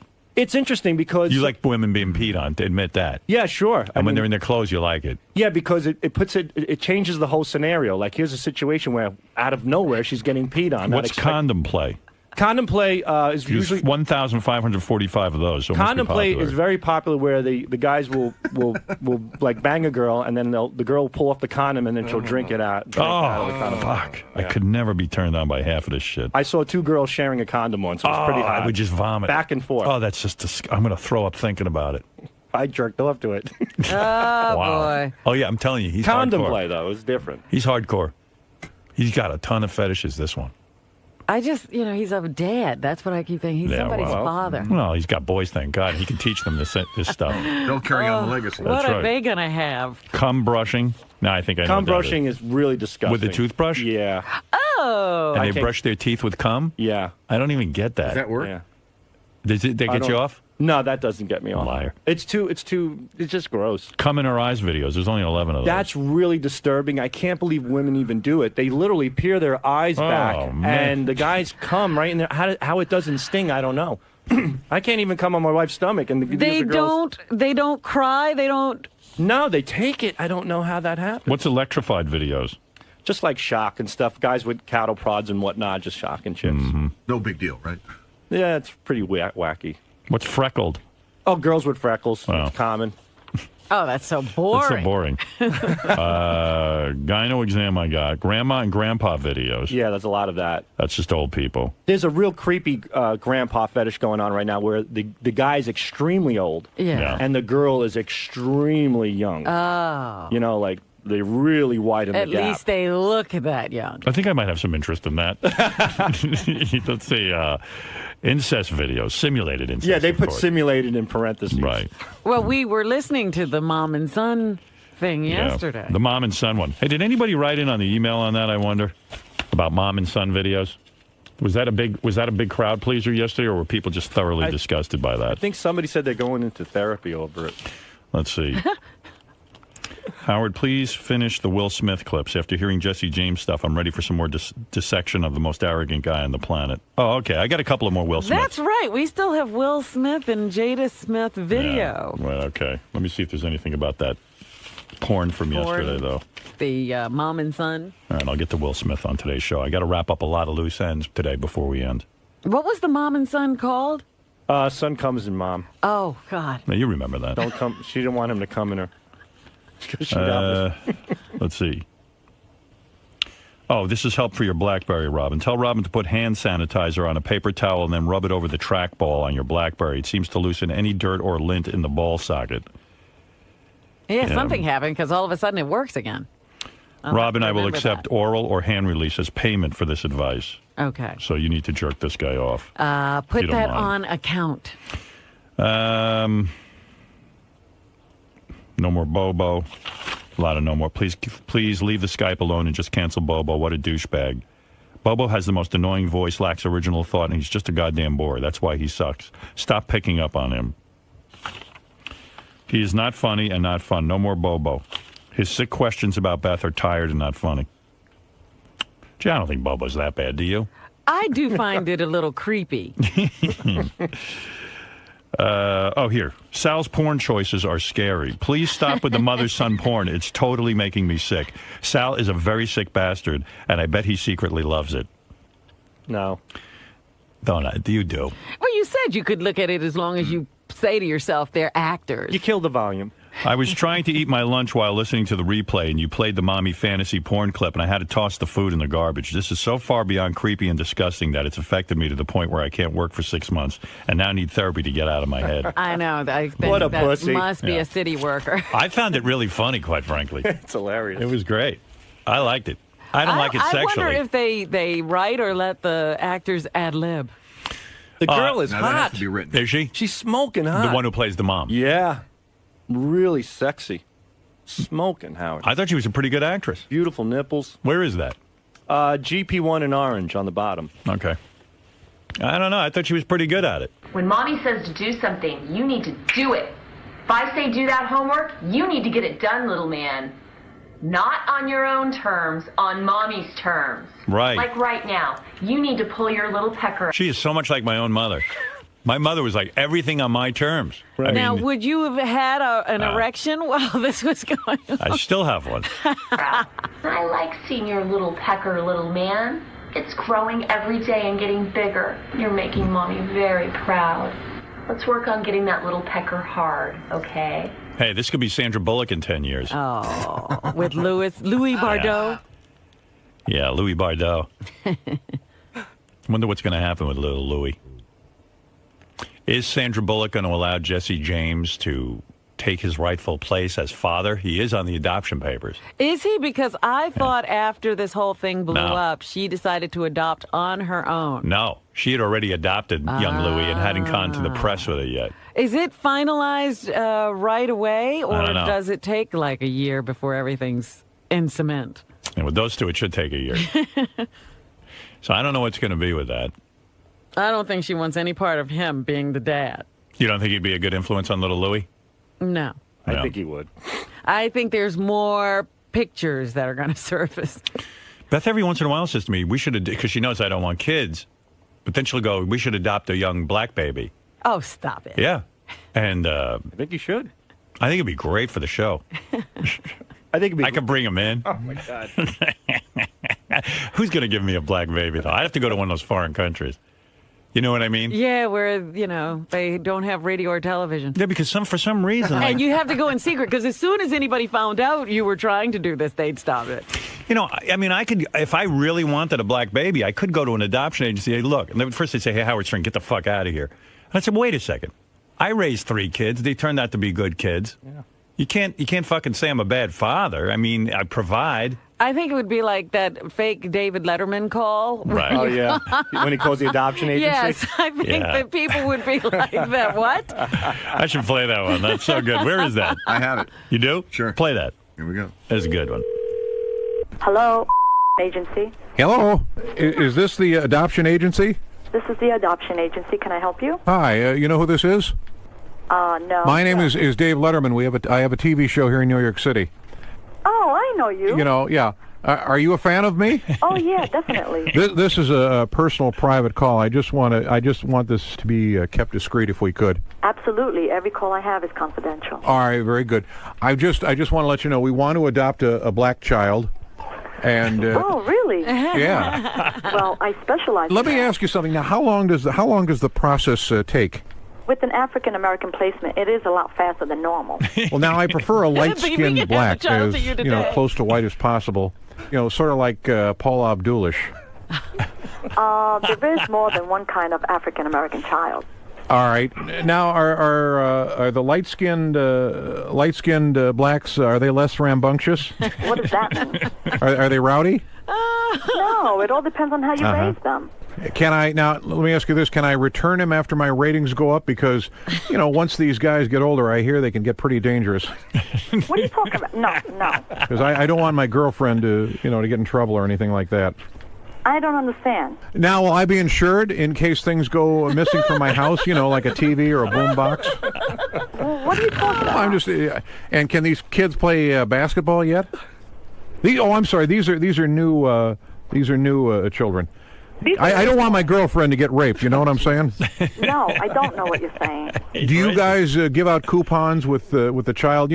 Like for grape juice and spare ribs, that kind of thing? You got to be kidding me.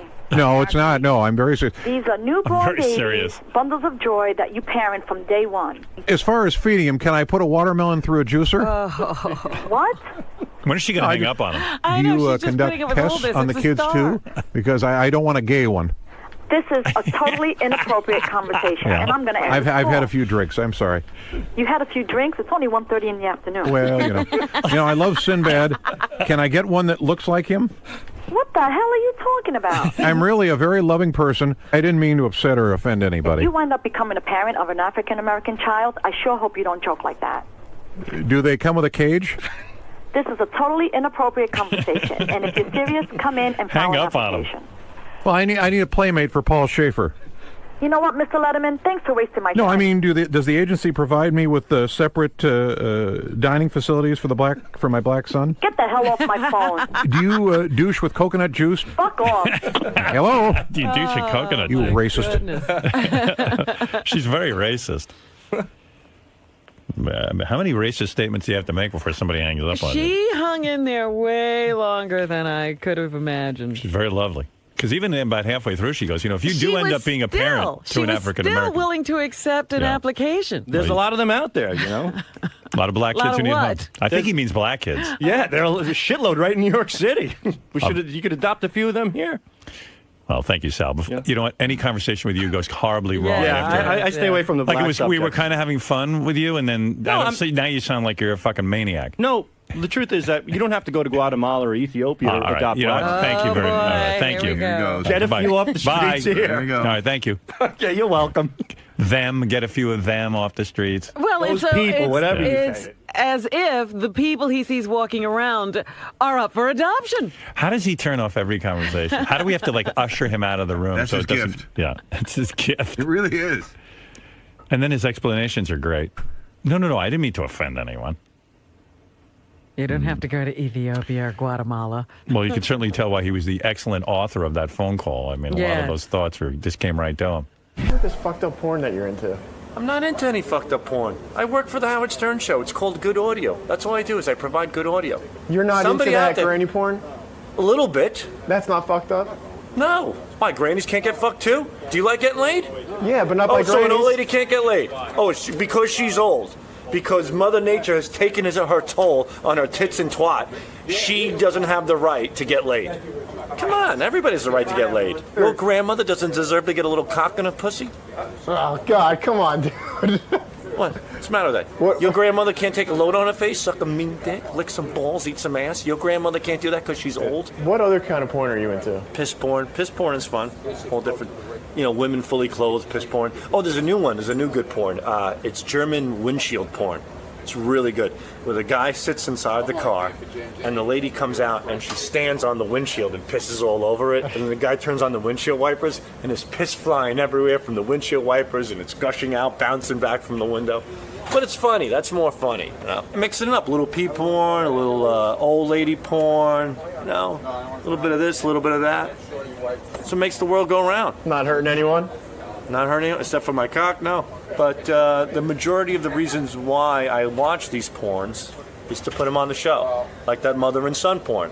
That's great audio. That's great content. Hearing a mother say, son, fuck my pantyhose and stuff like that, or don't get me pregnant, then you'll have a brother and a son. It's wacky, it's stupid. You can't write this shit.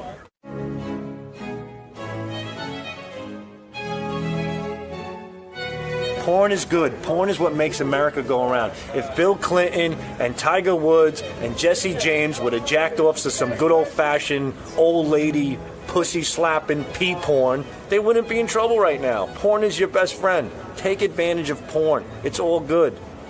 We're wasting our time with Little League and everything else with these kids. Give them porn. Just break them in early. Everybody should get involved in porn.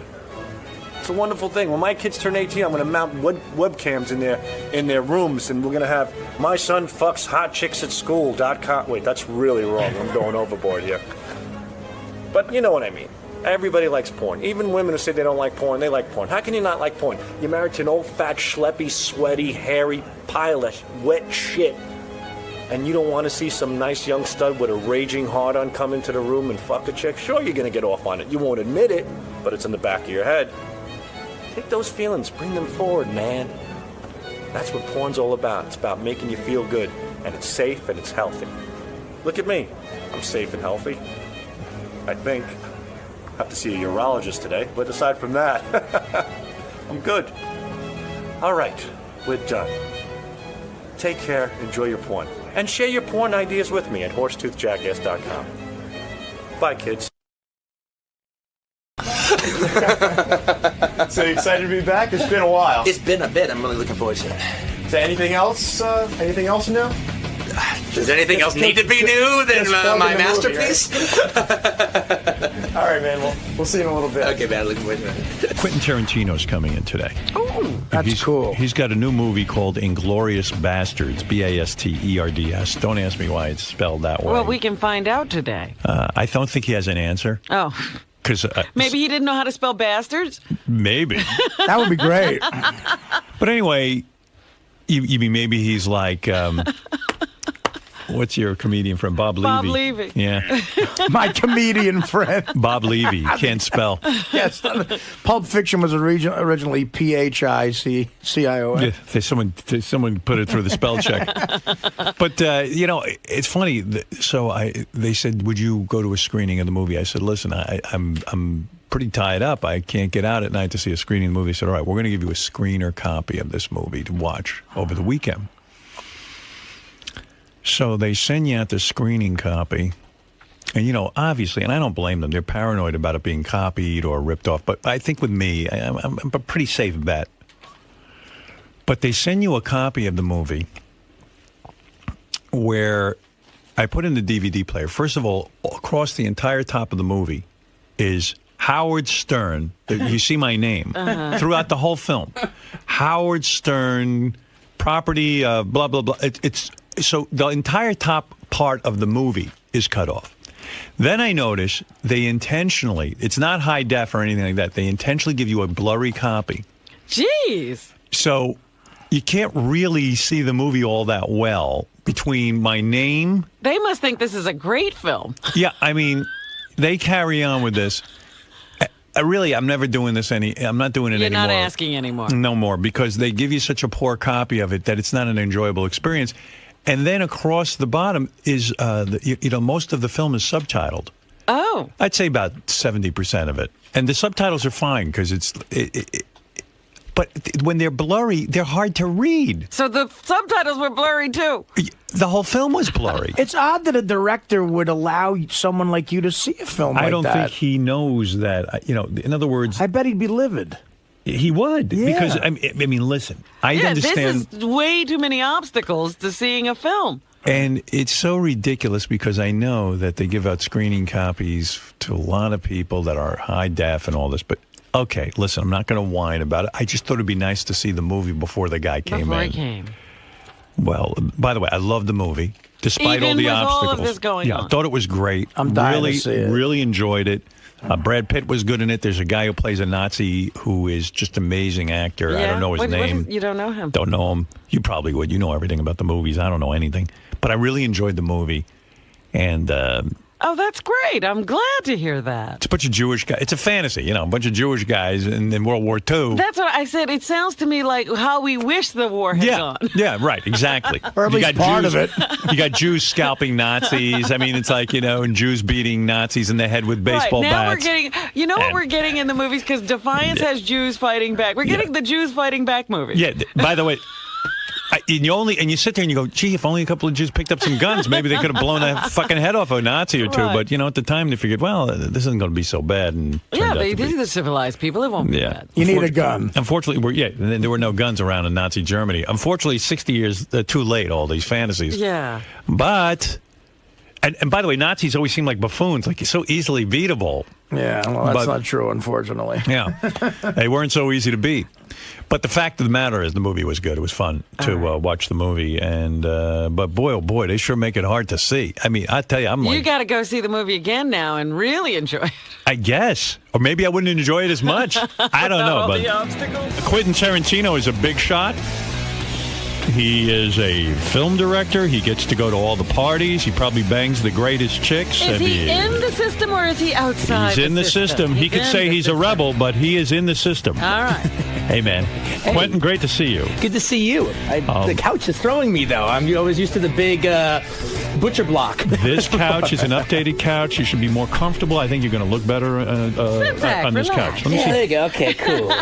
Nice, right? I'm digging on this. How you been? Very good. I saw your movie. I saw it this week, and they sent me over a screening copy. They make it fuzzy, which I was going to fucking kill Or somebody. is that how the movie looks? Yeah, He's no. not sure. Did you shoot it? Yeah, I had a tracking problem during the making of the movie. I noticed your new film has named Howard Stern across the top. I appreciate the publicity. It's very, very nice of you. Is that in 3,000 theaters? Yeah. I wonder. Imagine they put that one in. Yeah, just like, I guess we're currying favor a little bit. I love the movie. You are a genius. It's when I read that you have an IQ of 160, is that really true? Because I'm thinking of starting the opposite kind of rumor about myself, that my IQ is 75. This way, You will get... no, whenever I read about you, it says he has an IQ of 160. Do you have That's something my mother said.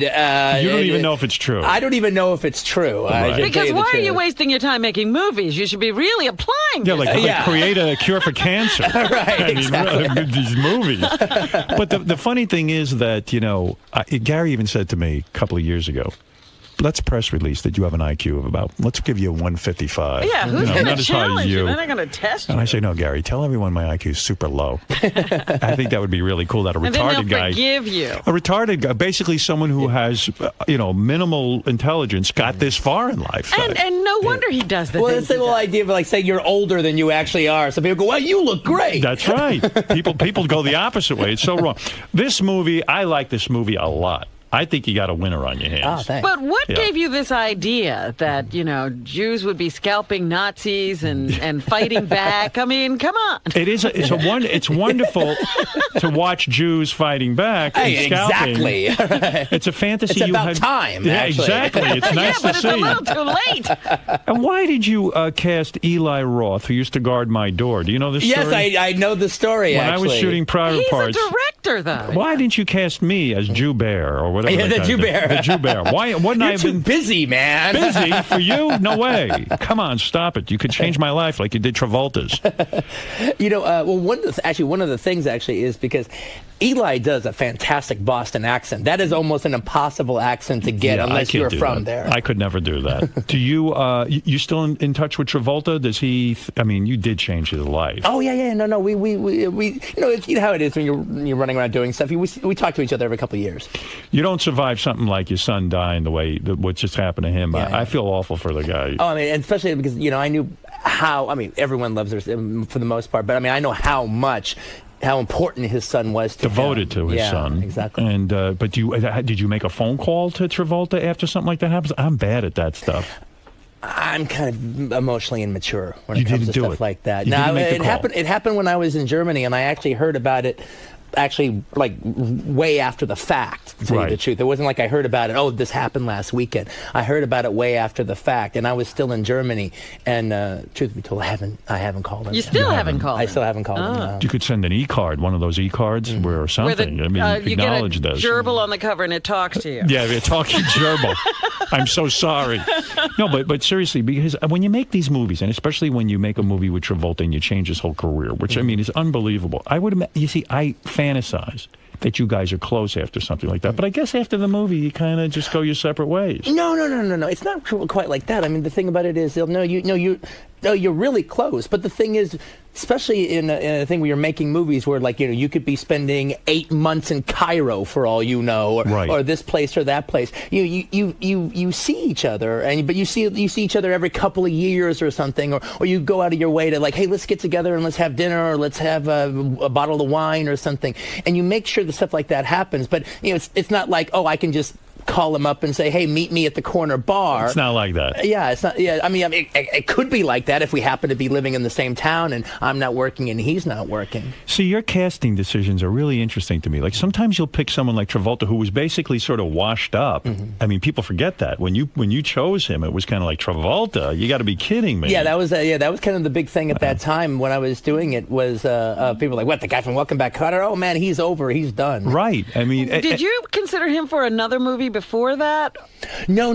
Actually, what happened was, I'd only really done Reservoir Dogs before Pulp Fiction. Right, I thought you were looking at him for one of I know roles. what you're talking about. I actually just got to, the thing is, I've always liked him. I always thought he was terrific. So I got together with him, not about Pulp Fiction, just to meet him. Right. All right, one of those things, because it'll happen. Like, directors do that a lot, don't they? Yeah. They'll meet with someone just to get a vibe. That's exactly it. And the thing is, like, you go and you have lunch with somebody that you admire, you think they're a good actor, and if you get on, if you click, then you're even more inclined to think about them for something coming up. Why have you never had me in one of these lunches? I mean, how dare you? You realize how he got fine... your vibe, Howard. He got my vibe right here. I never heard from you.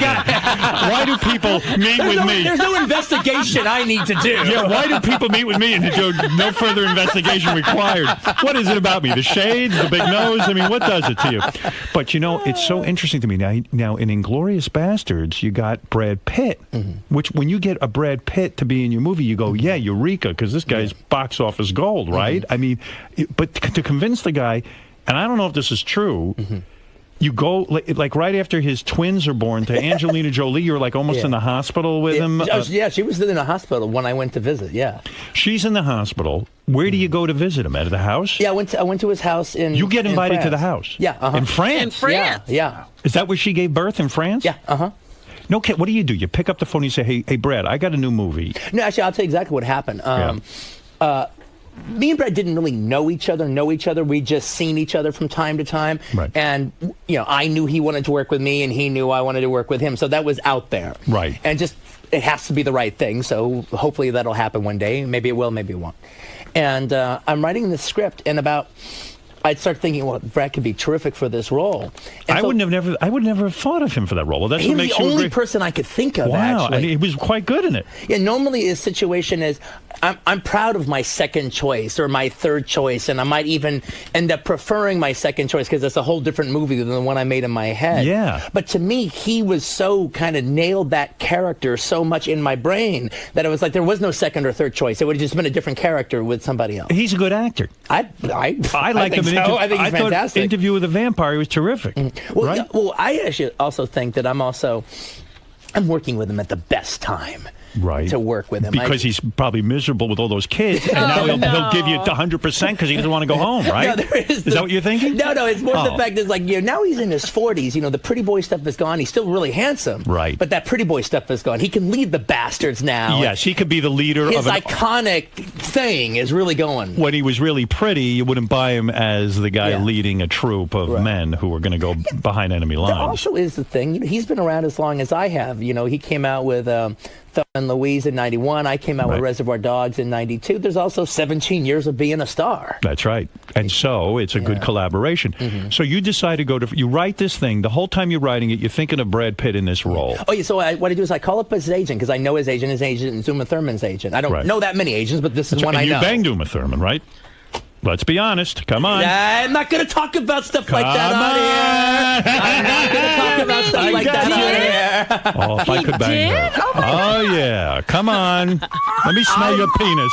Not saying a He's damn not saying thing. anything. I have a feeling something went down, my friend. I hear her in my head right now. You can almost hear her coming out of my headphones. So, as I was saying, I call up his agent. And I say, hey, look. How are you talking over Uma Thurman moaning like that? That's what I want. Did you do this at the time? You admit to banging Kathy Griffin, so why not Uma Thurman? Really?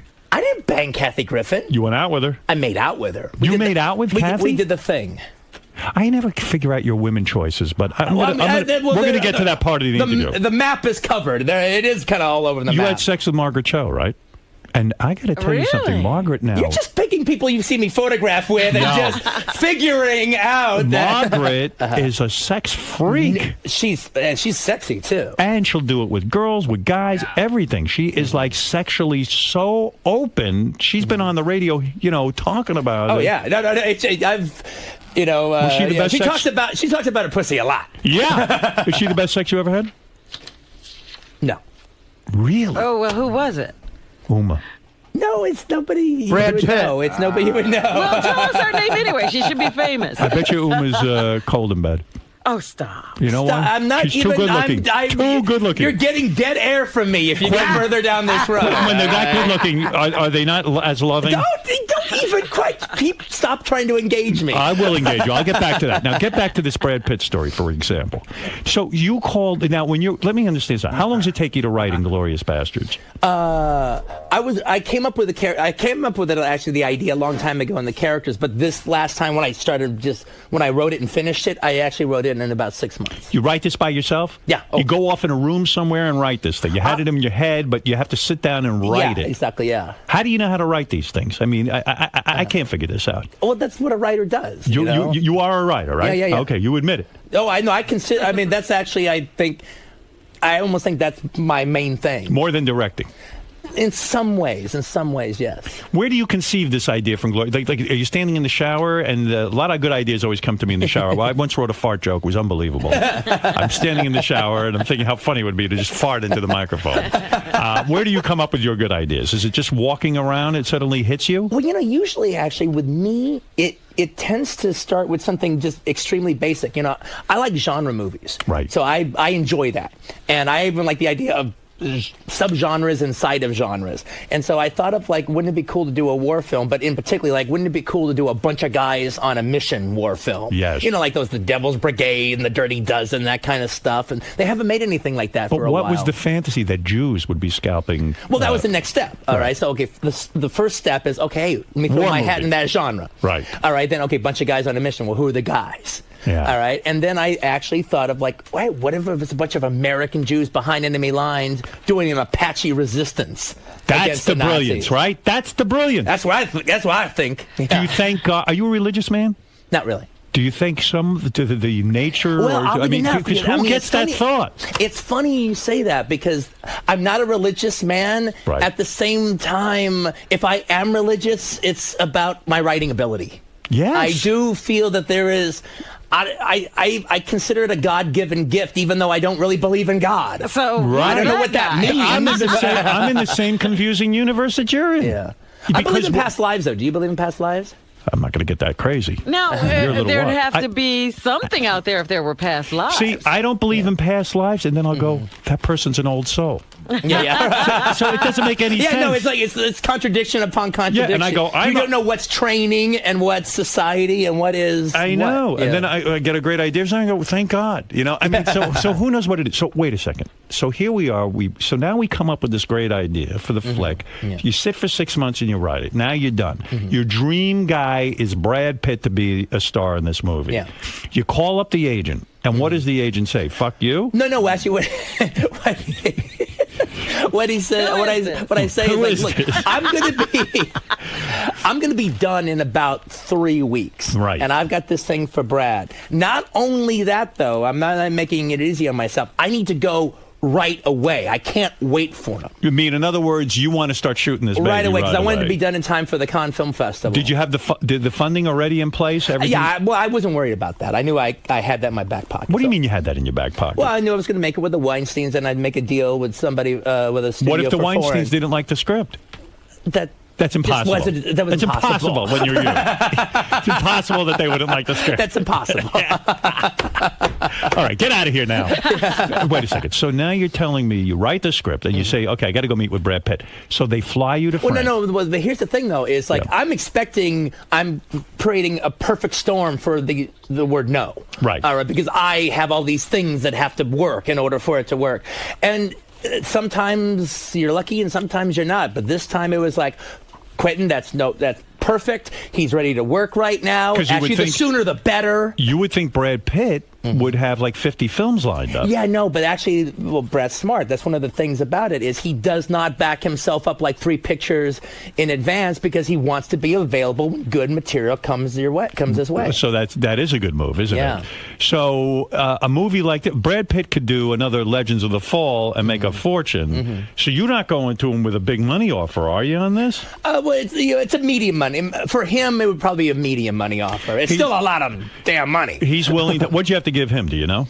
I think it was something like $9 million or something. Wow, $9 million. But it's worth it because I mean, his name will get. Yeah, I mean, if he ain't in the movie, you know. But the star of the movie is this guy who plays the Nazi, Christoph Waltz. Yeah. What's his name? Christoph Waltz. Boy, is he good. Yeah, he won the Best Actor at the Cannes Film Festival. The Jew Hunter. Yeah. He's terrific. Colonel Hans Landa of the SS. Love this guy. That guy's awesome. Most relaxed actor I've ever seen. Now, where'd you find him? He was just lying around? Him we got for $9. Yeah. That's how it sets off the $9 million for Brad Pitt. Deutschmark. Right. Is he just some unknown dude? No. He's known in Germany as a TV actor. Okay. Yeah, he does they do a lot of miniseries in Germany, so he's like second or third lead on a miniseries in Germany. And he's multilingual. Oh yeah. Well, that was one of the things when I wrote the script is, when I finished the script, one of the things about Hans Landa's character is he's a linguistic genius. Yes. And I knew I needed the actor to be a linguistic genius, or else he would just never be what he was on the page. He was terrific.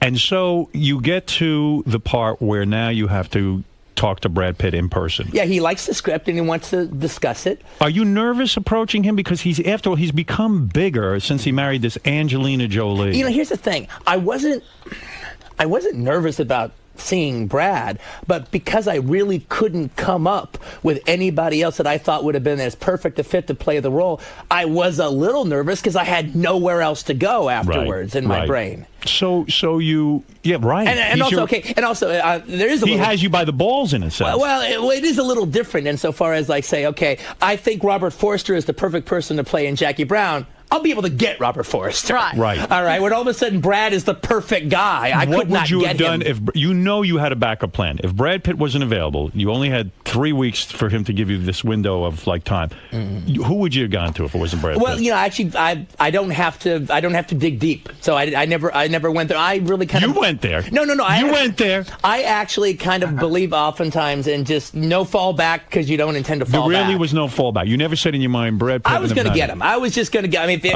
Once I found out he was available, I was going to get it. And he wasn't turned off that you were approaching him in the middle of him having twins. I got a feeling this guy's miserable. Now, I want you to be totally honest with me. I think he married Angelina Jolie. She's hottest chick on the planet. They look like they belong together. I think it was a on-set beautiful romance. Now he's in over his head. He's swimming in children Actually, of all different types. I'm not the one to comment on Yes, you on are. his You know private life. so much. But I do. But I will tell you, when I was in, I actually saw all the kids when I went to visit him in France. Were you overwhelmed? They were really cool. Well, I mean, cool. You're there for 10 minutes. No, I mean, but it is the kind of thing when you see his daughters and his sons and everything. It is the kind of thing. I don't know if I want that many kids, but it is the kind of thing that I'm like, well, there are some really cool benefits about being a dad when you have all these kids around. Like what? Well, it's just like, well, for instance, one of his daughters was just so sweet, and she was like, "Daddy this and Daddy Which that." one? The adopted one or the biological one? The black one. The black one? Yeah. Do you think the black one is jealous of the biological one? No, I think no. I watch them. They all get around. There are three biological ones now. They get along terrific. The black ones don't shut up. I think Let me just finish my point. You're though. saying the black kid was more verbal than the white one? No, it was just the fact that she was just daddy this, daddy that, daddy this, daddy that, in a really sweet way. And I was like, I wouldn't mind being called daddy to this little girl. It was really You'd last sweet. 10 minutes. Isn't it true you have this incredible lifestyle? You're free to go and roam around. I don't have this lifestyle. Exactly. I'm just saying, I was musing for 10 minutes. Yeah. All right. When you see the whole family together, are you aware of the racial component? Like, do you go, oh, that's the black kid, that's the white kid? Well, he just did it. Yes. Well, there is the black girl, all right? Right. Yeah. And so it's got to be startling in a way to see. No, it's not startling. Right. It is what it is. It just is. It's just something that it exists. is. It's not. It's not startling at all. I mean, You didn't faint when you saw this? No, I'm just saying. It's just. I mean, you don't mind they're a black family. people. You don't mind being with black people, with they're white a people? family. Right, all right. So, in other words, you're not a racist, is what we're saying, right? Barely. Right, barely. All right. A little bit, but not so much. So what you're saying is you walk into this guy's house now, and here's Brad Pitt, and it's time to get him for your new movie, Inglourious Bastards. Mm-hmm. And I bullshit you not. That film is a great film. You're good. Did the critics review it yet? A lot of them have come out, yeah. Did you get good reviews? Oh, yeah. Well, I always get mixed reviews because my shit is what it is. Right. And you're either going to like it or you're not going to like it. In a way, you got to be a Quentin Tarantino fan. You got to understand where you come from on all this Right, stuff. yeah. I loved it. So you walk in, he's read the script, right? Yeah. And he says, hey, I like this script. Mm-hmm. I can play this part. Right. Or he didn't even say that? No, actually, the thing about it, one of the things he said that was really cool is he wanted to talk about the very end. Because I don't want to give away the very ending. Right. But there is a situation in the movie where towards the end, history goes went one way and I go the other way. Right. And he wanted to talk about it. He had a problem with it? And did you say, my IQ's 160? How dare you? He wanted to discuss it. He wanted to know where I was coming from as far as this was concerned. Did you say, you know what? You just look pretty on screen. Let me worry about the ending. Well, no, the thing about what he said was so cool because I knew it was one of the things he wanted to talk about. Right. And we don't get around. He lives on a vineyard, so we're just like one bottle of rosé after another. So the two of you are alcoholics, is what you're saying. Exactly. Right. You're sitting and drinking. So we're down into bottle 3 of the rosé. My God. Do you pinch yourself and say, here I was working in a video store and now I'm having rosé with Brad Pitt in his house in France? Well, at the time when I was in a video store, I think he was working in a restaurant. Somebody had to start somewhere. Yeah. So He didn't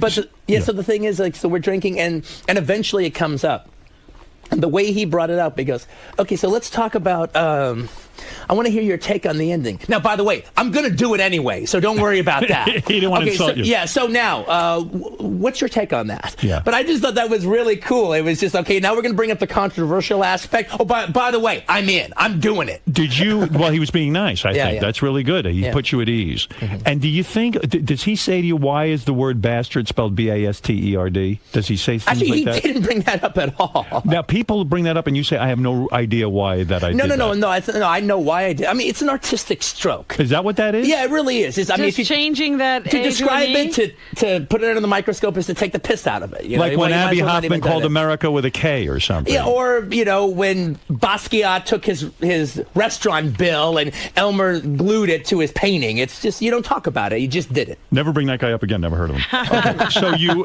So in other words, Basquiat. Yeah. So you black guy. You sit there. There you go.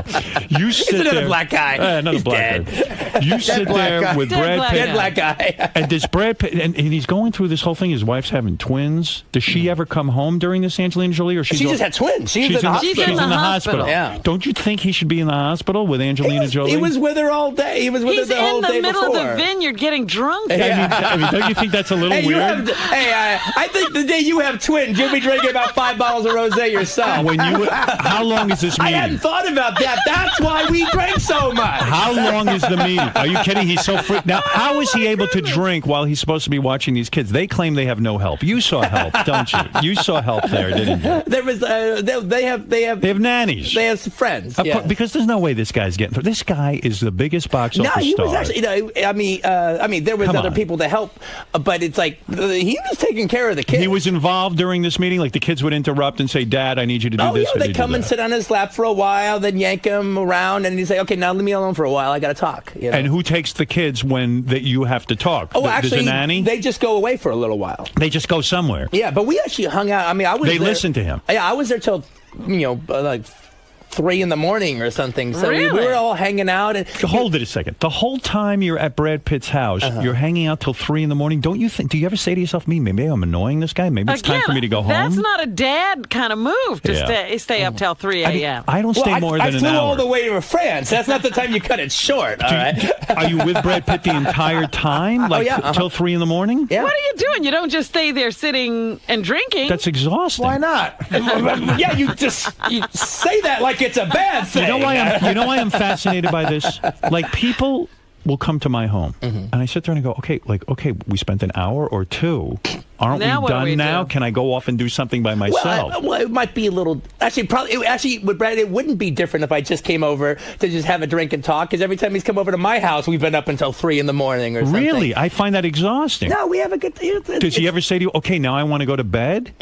Eventually, all right, but it's like, but it actually. You mean is, if you came, if I invited you out? Yeah, I mean, did he throw you out of the house? No, it was. Did you just, sleep over? It was just eventually over. No, I You had left. a hotel. Yeah, I left. All right, so there you are. You're sitting there with Brad. You get him for the movie, and I swear to you, Robin, I could spend 10 hours interviewing Quentin just about how That he stayed whole till day, 3 in the yeah, morning because.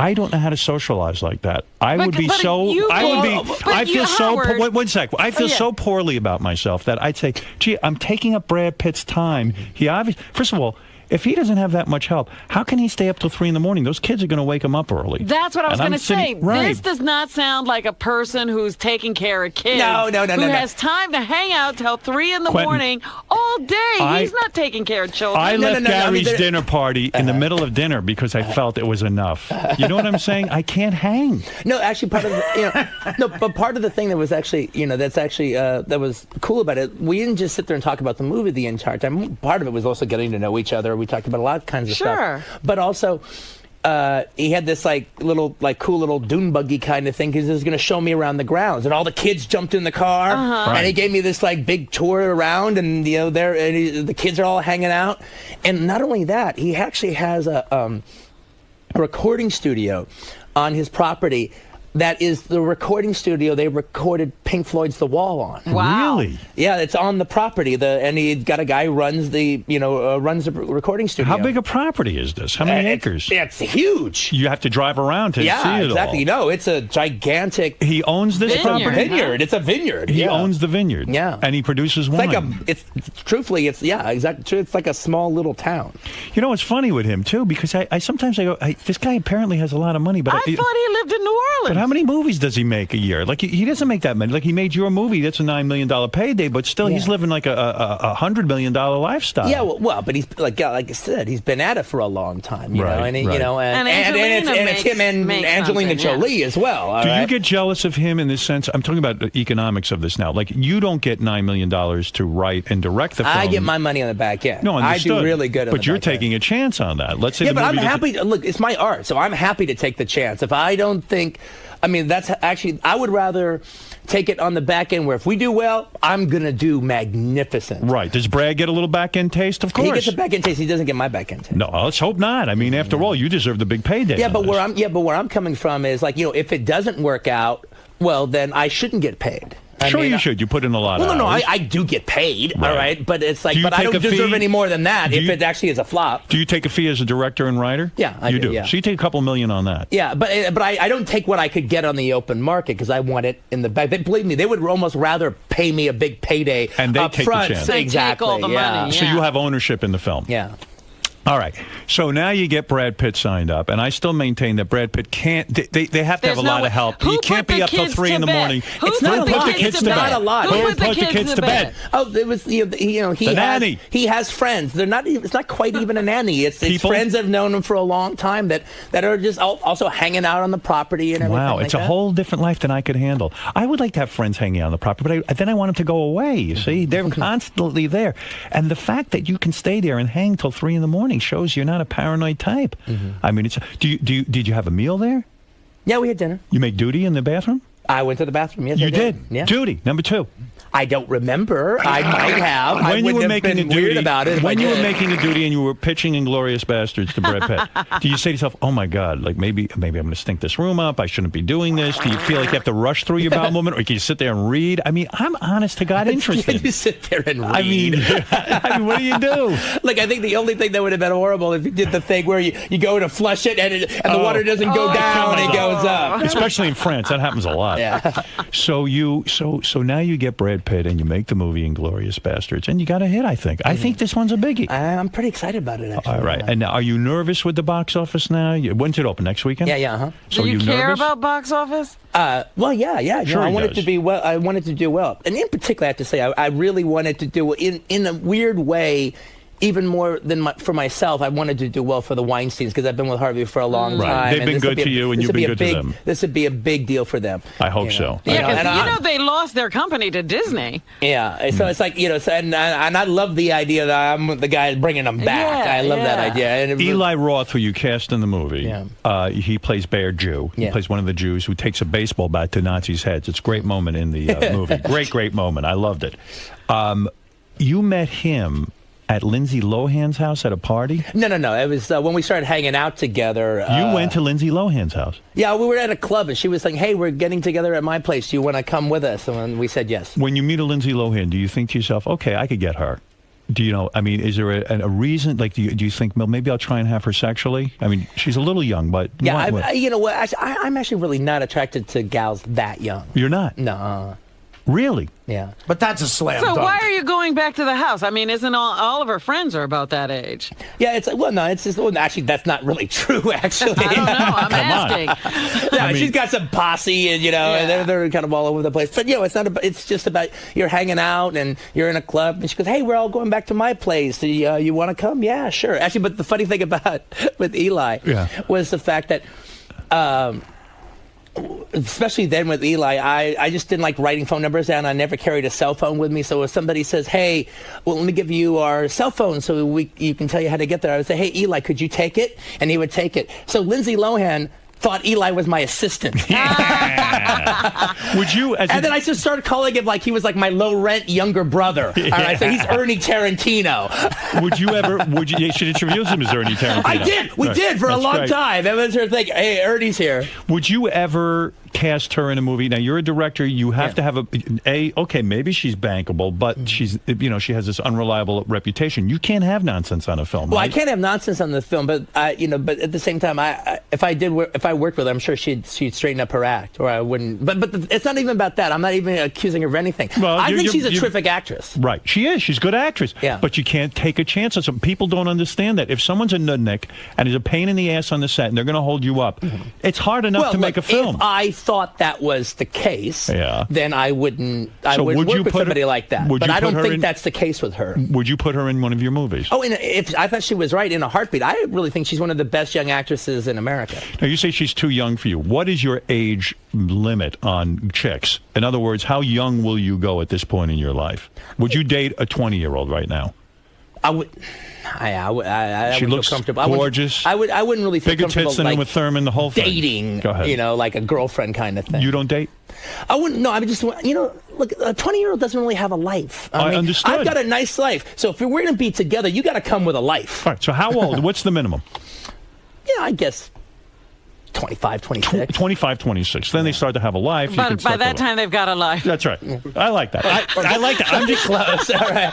20. Oh, absolutely not. What would be 25? I like what you're saying. Big fucking difference. You know, it's got a life. Kill Bill McClanahan has a life. Strangely enough, there Artie's is right. a difference Did you hear between what Artie 25 said? and 20. Did you hear what Artie said? Rue McClanahan has a life. You want someone with a life. She has a life, that's for sure. What is the age maximum? What is the oldest woman you've ever dated? Oh, that's a good question. That's right. Let's think. 26. It's funny. Then they have too much of a life at 27. You will never marry? Oh no! If I, the minute you say you never marry, that's like a year and a half later you get married. What is it, Gary? I saw Quentin interviewed on CBS Sunday Morning, and he said he's going to have kids when he's around 60. He thinks that's about the right time. Well, you might be right in the sense that you'll have lived a full life, and maybe you'll get everything out of you. That's very profound, Howard. That's exactly where I'm coming from. You don't usually agree with that, though, because of the age of the father. Yeah, but here's the thing. Screw those kids. Yeah. No. There's a little bit of like that I was like, oh man, I don't know if I like. It sounds cool being the young dad as opposed to being the old dad, but that's just ego. Kid doesn't give a damn. Well, you've often said that you would stop directing at around 60 because you don't want to be one of these guys who stays too long at the party and becomes irrelevant and too old. You want to be an elder statesman. I relate to that. And I think. But haven't you seen some directors who still have it going on? Damn few. But there are some. How old are you now? How old am I? I'm 45. Right. I'm 55. Mm-hmm. And I kind of agree with Quentin on this. I really do. I feel like I see in radio guys stay too long at the party. It's kind of like. You got to find your way out on top. I'm a student. Every field, you have to do that. I'm a student of directors' careers, and it's so you're saying 60 is the cutoff? But Clint Eastwood is the exception, right? His last film was great. No. He's a terrific director. But the thing about it, again, I'm a writer. That can be my time to write novels. That's the time for me to write cinema books. Do and something stuff like different. That. Exactly. Right. And I could actually, that could be the time to raise the kids and the family and all that stuff. To me, Kill Bill, one of your greatest films. We got to comment on David Carradine. You were aware that he was into this weird, freaky thing sexually with tying up, wearing underwear, wigs. Comment on that. And have you ever tried that? Oh. I know autoerotic asphyxiation. You've never tried autoerotic asphyxiation? No, I've bullshit. thought about it. I don't believe it. I thought about it. Yeah, actually, the thing about it, that was one of those things where I used to teasingly bring it up with girls. All right, like being this naughty boy, bring it up until a couple girls wanted to take me up on it. All right, maybe not. What is scary about it? The fact that you're putting your complete faith in some chick who's going to tie you up and then choke you. Well, it's not so much time. It's not so much time. I'm like, right. I wouldn't do it by myself. Right. All right. But because auto basically means you're doing it by yourself. Exactly. If I was going to do it, it would be like a girl has a ribbon around my neck and she's just cutting it off. Right. Yeah. Because then it's not a situation. It's not like they strangle you so much that you die. The problem with autoerotic fixation is you pass out. Yes. And once you pass out, you hang yourself. Right. All right. But you've never worn it. Were you shocked? I knew Carradine a little bit, not as well as you do, but I've spoken with him many times. Were you shocked when you heard that he was into this kind of thing? I think, actually, I don't know if that's the case. I mean, there's even talk that he was even murdered and everything. Right. So I don't know if that's the case. But, okay, just for the sake of this Howard Stern conversation, let's just say Go ahead. That was the case. Right. I think that's fucking badass, you man. Do. He went out great as far as I'm jerking concerned. off. Take it to the limit one more time. I feel completely differently than that. How you're found dead can be very embarrassing. Mm-hmm. But you don't know. Yeah, but still. I mean, do you want your legacy? He was Kung Fu. He was Kill Bill. He was great. I love the idea he was sexual, and here it is. And What did you think? Carradine didn't live a life like anybody else, man. That's part of where I'm also coming from, in particular about David, is the fact that David lived 5 people's lives, man. What do you mean by that? Be specific. I mean, the thing is, that was a wild dude, man. And what was wild? What does he do? I want to be wild. Tell me what to do. What is so wild? I think he was one of the great like mad geniuses. He didn't of care about Hollywood. other people, did he? And he did it. Well, he just did his own thing. He was like a hippie. He was an artist. He lived a Charles Dickens life. You're making me want to get hang me right now. I mean, just tie a rope around my neck. He went by his own rules. He did his own thing. He was a true artist bohemian, and that guy just really lived a life. No, he was wonderful. When you directed him, he knew his lines. Oh, yeah, no, he was great. He was great. So my feeling about him passing is it's horribly sad for the people who are going to miss him. It's horribly sad for me. It's horribly sad for his family.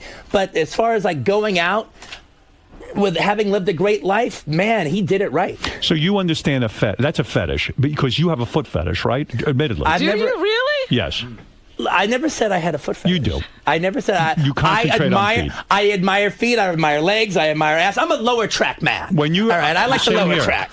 when you're with a girl, do you lick toes? I ain't gonna talk about stuff like that. This is about foot thing. I'm not asking Talk to specifics. Rosie Perez about this stuff. What do you mean? About it. Why Rosie Perez? Well, remember she likes your feet. That shows what a foot fetish she has. I forgot about that. But do you have a foot fetish sexually? I mean, are you into women's feet? I like feet. I like legs. Is that why you dated Kathy Griffin? Does she have pretty feet? No, she doesn't. She does not have pretty feet. Well, she doesn't have pretty feet, but I wouldn't They weren't brag about exceptional. them. Who has the nicest feet in Hollywood? That you've seen. Personally, Lindsay Lohan, A set of feet that impressed you. Brad Pitt, Angelina Jolie. Who? I understand he has no hair on his toes. David Carradine's feet. I wonder if David Carradine took it so far that he painted his toenails and wore pretty shoes and the whole thing. I don't know. I don't even know anything about that stuff. All right, I just but if that were the way that he went out, I actually just think that's just rock and roll the way he lived. You're willing to buy that he was investigating Chinese? I don't know. Gangs. I don't know. I don't know nothing about it. I mean, there's even talk that he was actually murdered because his hands were tied behind his back. All right, so I don't know. How do you want to go out? How do you want to be? Do you want to be in bed with a woman when you die? The old John Garfield way, dying while you're fucking. Rockefeller did it. I mean, what is it? Come and go at the same time. If Carradine went as a cool way, what is the coolest way to go for Quentin coolest way? Tarantino? Well, I have to say, I've really